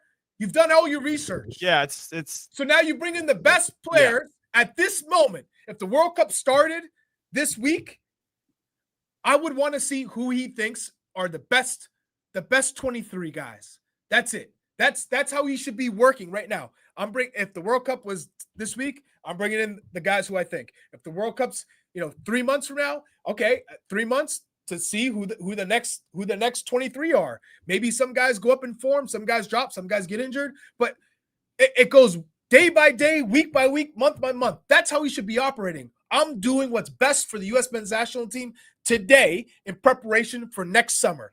I need to get my core down. He has not done that. This, so far, is a failure. There's nothing else to it. It is a failure by all accounts. There's not one thing that I go, oh, that's a positive. I don't. What does he do all the time? What is he doing in his free time? Man, let me, Chuck, before you calm down a little bit, let me read you Mauricio Pochettino's opening quote here from. No, I don't know if I want to hear this. Chuck, this is for you. Just get up to the mic.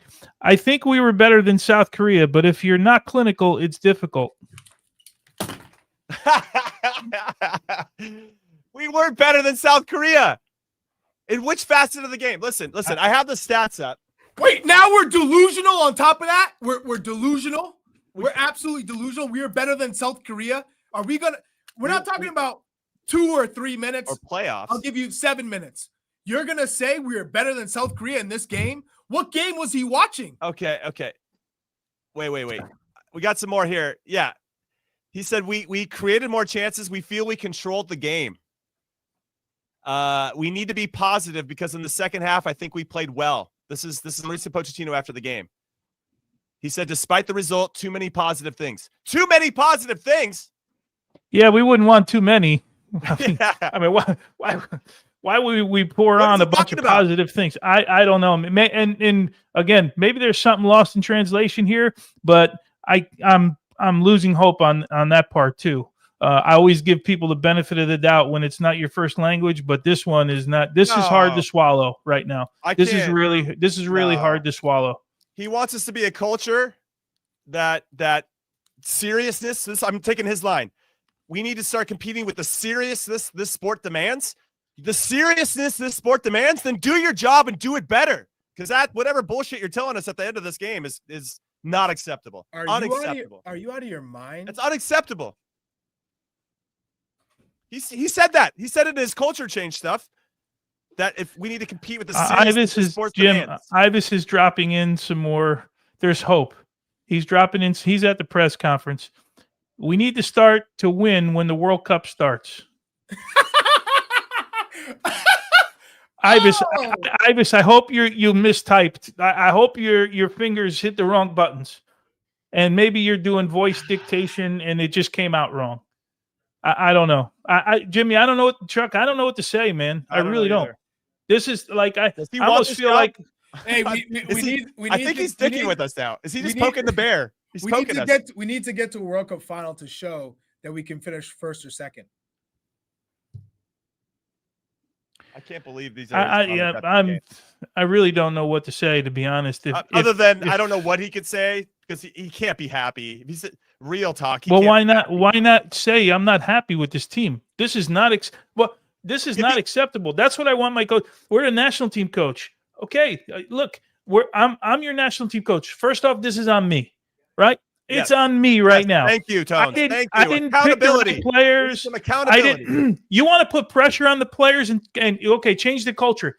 Can you imagine Argentina in his country? They played like this in a game, And then what the pressure is like from the manager, on the manager, from the press.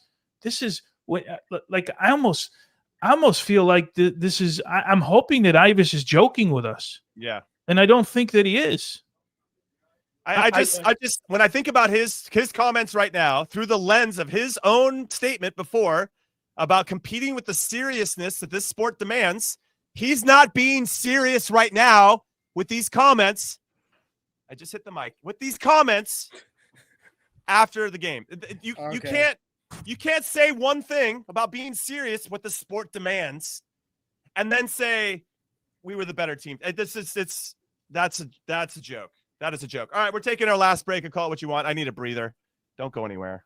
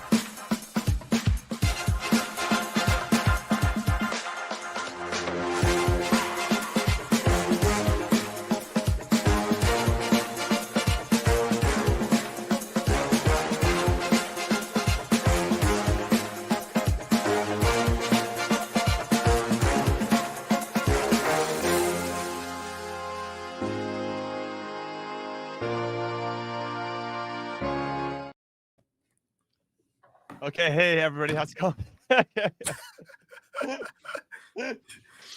Oh, I'm emotional over here. Welcome back into Call It What You Want. I'm James P. Conrad alongside Charlie Davies and Tony Meola. Okay, so what do we take from this? Let's look forward because we have the Japan game and we're going to have a live watch along for you on Tuesday for the Japan game. So come back here for the Gloss America YouTube channel if you're watching us live.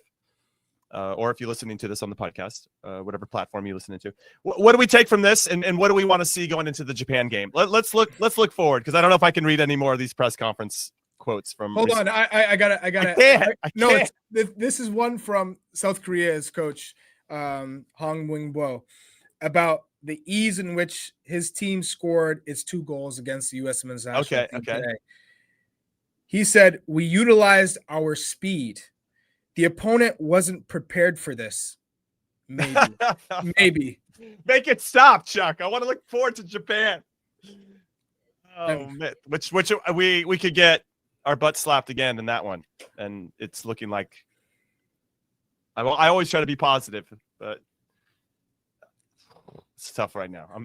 Yeah, I mean, okay, so let's say we're moving on to Japan, right? And also in the comments, presser, Pochettino said that Chris Richards was dealing with some issues at Palace and we wanted to protect him. Why the hell would you bring him in? Or then why would you bring him in the game? Bring him in the game then. Why bring him to camp? You use that excuse for everyone else. Hey, guys are injured. You know, they need time to rest. The club season's important. Then why the hell would you fly him from England to the U.S. to not play him when staying with your club to get the proper rehab and treatment so that you can play after the window is more important and beneficial for him. That's one. Okay. Two, he said Tristan Blackman had the opportunity to perform against a good team. I'm happy with the performance from Tristan. Now, whether that's true or not, he's got to say that though. Yeah, you don't want to kill him and bash him, right? So yeah. You leave that what it is. But I think against Japan, if we were trying to spin this forward, what we've learned, you gotta play a new formation, right? So you're playing with a back three when you're attacking and back five when you're defending, because you need width. And Anthony Robinson will excel in that formation, and same with Serginho Dest, where you're playing to your strengths of two guys who get up and down in different ways. And Anthony just keeps bombing forward, go, and then that frees up space for Timothy Weah, because he'll make that underlapping run, right, as a left back. So he comes inside that channel and still makes the run to stretch opponents down in the back line, which then frees up more space. Now, Sargent, not only did he not get a lot of service today, and we can all be real, but when he didn't do anything with it in the minimal service that he did. And when he was in the game, there wasn't enough.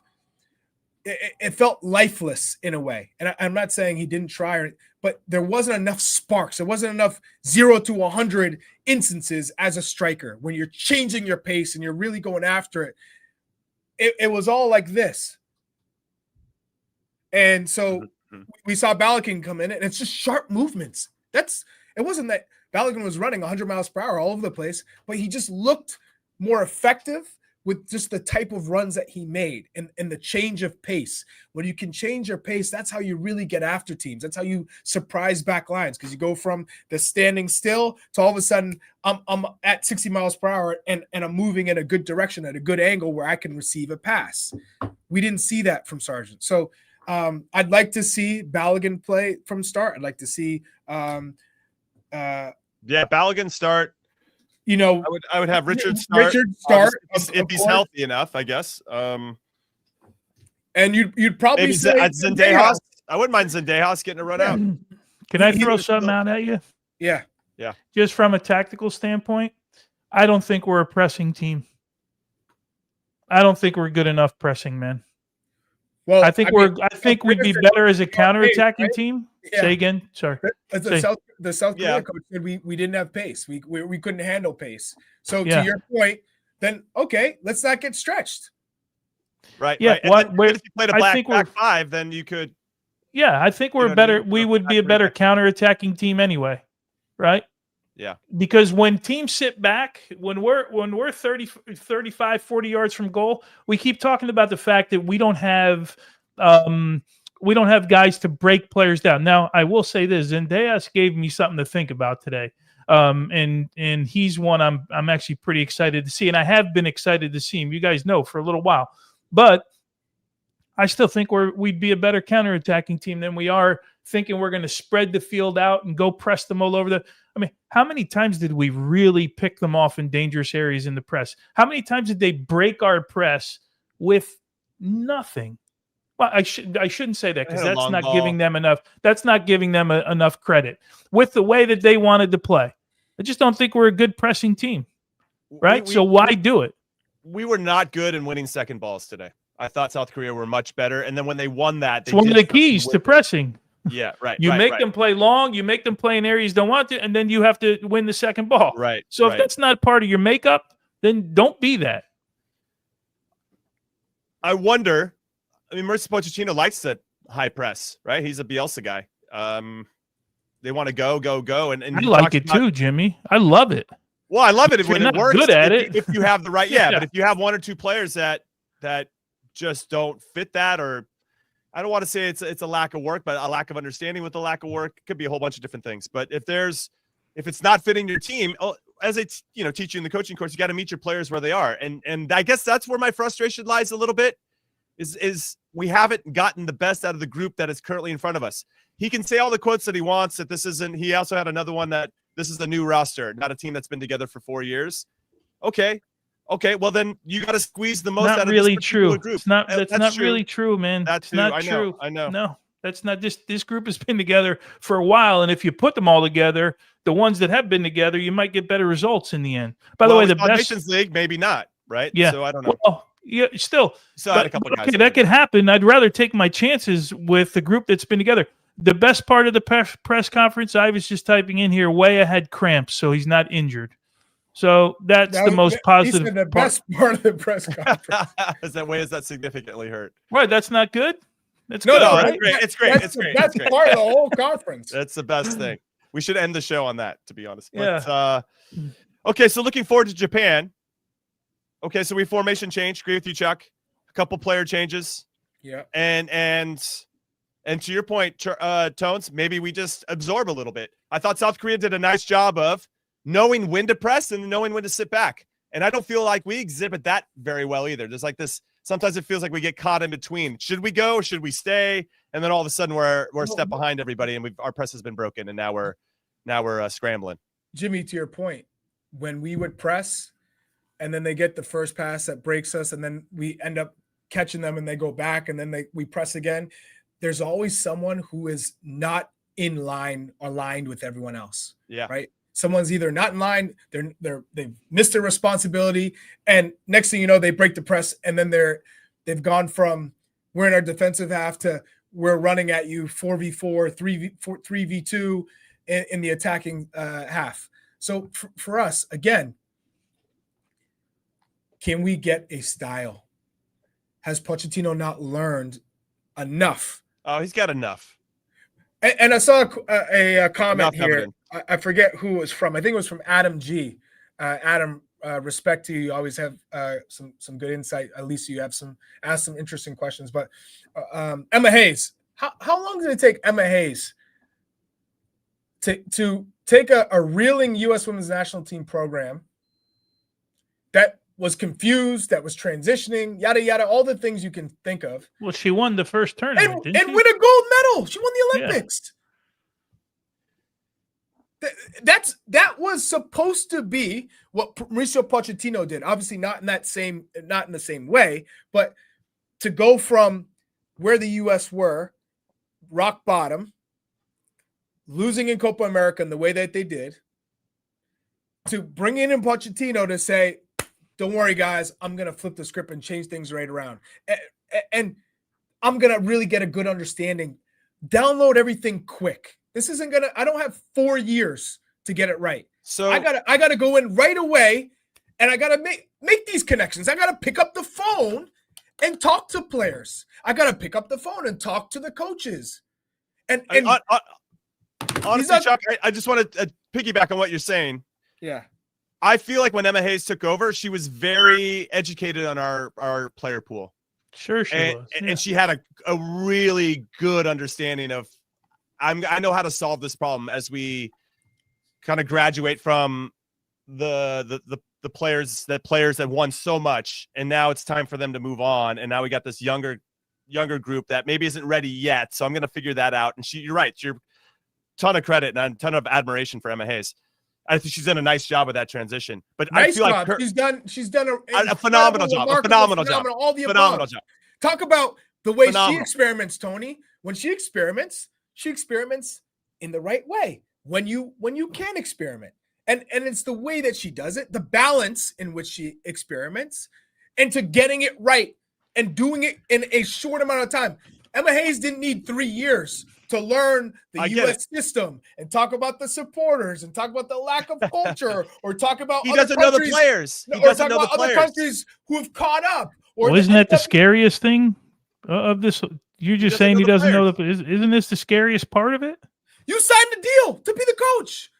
So if you don't know, it's on you within the first month to be locked in a room and just watching tape and studying and knowing every damn player who's available to you. Yeah. And then you have your camps. I agree. You had a whole summer. To do that. Jimmy, I'm okay with experiments. I tell you all the time, when you bring 1 or 2 guys into the first team, it's easier to see what they can do. Yeah. When you add 5, 6, 7, it never works ever. It doesn't work. Again, you want to tell me, I don't care, pick any guy, Berhalter or Roldan is the newest one, or whoever it is, Zendejas, that you want to bring him into the first team to see how he gets integrated with the first team. Perfect. I don't think anyone would ever have a problem with it. This in September of 25, this is insanity right now, what we're doing. This is insanity. I don't care if we win against Japan. This is still, for me, a bad call by Mauricio Pochettino and his staff to put this roster together right now. Yeah. I Still was a really bad call. excited to see Johnny come in, Weston come in. Like, you bring in everybody and you start to trim. I say trim the fat with regard to tactics and how we're going to move. Like, you start to get into those details. That's what we need to start working on. And these are the perfect opponents to try it against. And then you're like, okay, we lose this game, but we're answering questions about what we need to work on with this group. Perfect. Great. But the fact that we're still tinkering is crazy. I was surprised before when the roster dropped. I'm still surprised now. Now I've added disappointment and a little bit of emotional unhappiness, but to the mix. But yeah, I'm frustrated. Now going into Japan. Sorry, we need to see some type of response that isn't like, oh, we need to work harder. I'm tired of that bullshit narrative. The guys know they need to work harder. They understand all that. It's more like we're not aligned. It feels like we're aligned for the first 5 or 10 minutes of the game, but then something happens. We give up a goal, and then all of a sudden the spacing gets a little off. The communication isn't as good. People are pissed off. They're frustrated, whatever they thought. And now we're not fighting through this stuff in a meaningful, impactful way and solving problems on the fields. And I didn't see a lot of problem solvers out there, which includes the coaching staff. Jimmy, Tony, it's a red flag when there's performances like this and a coach is talking about culture or fans. Or that we outplayed the opponent that outplayed us. Yeah, I'm lost, man. I clearly don't understand the game if that's the case. Yeah. He's putting lipstick on a pig right now. How could you possibly say that when South Korea are up 2-0 and they said, you guys aren't threatening. We've controlled the game. We have it. You have to break us down. We're good. How can you say you outplayed South Korea? How? In which facet of the game, I guess, is what I'd want to know. Like, which part of the game did you outplay South Korea? That's what I don't know. Yeah. All right. Well, let's get to back Tuesday. We're back Tuesday. We're coming at you. Gloss America YouTube channel. Come hang out with us. We do a little pregame show. Get everybody excited and get the positivity flowing. Oh, yeah. Watch along, and then we do a postgame show. It's a lot of fun. You get to hang out with us for around 3 hours. And if that isn't the highlight of your week, then I have a lot of questions. Hey, but I also want to say this to everybody who watched this game with us, to everybody who put in comments. Yes. What a community. Hey, all I got to say is we respect the hell out of you. We're not needing more fans. We're not needing a shift in culture within this chat. Okay. So what I could say is bring that same energy. Bring it, baby. Tuesday. Let's do it. All right, everybody. Thanks for hanging out with us. This is Call It What You Want, and we will see you in I gotta call a game right now, Jimmy. How am I supposed to call? Well, Revolution versus you're going to be at 100 to start the game, so I wish you the very best. Let's go all listen to Chuck call a New England Revolution game. All right, that's it. We'll see you on Tuesday. Come on, boys. Need a response against Japan. See you soon. Oh, boy.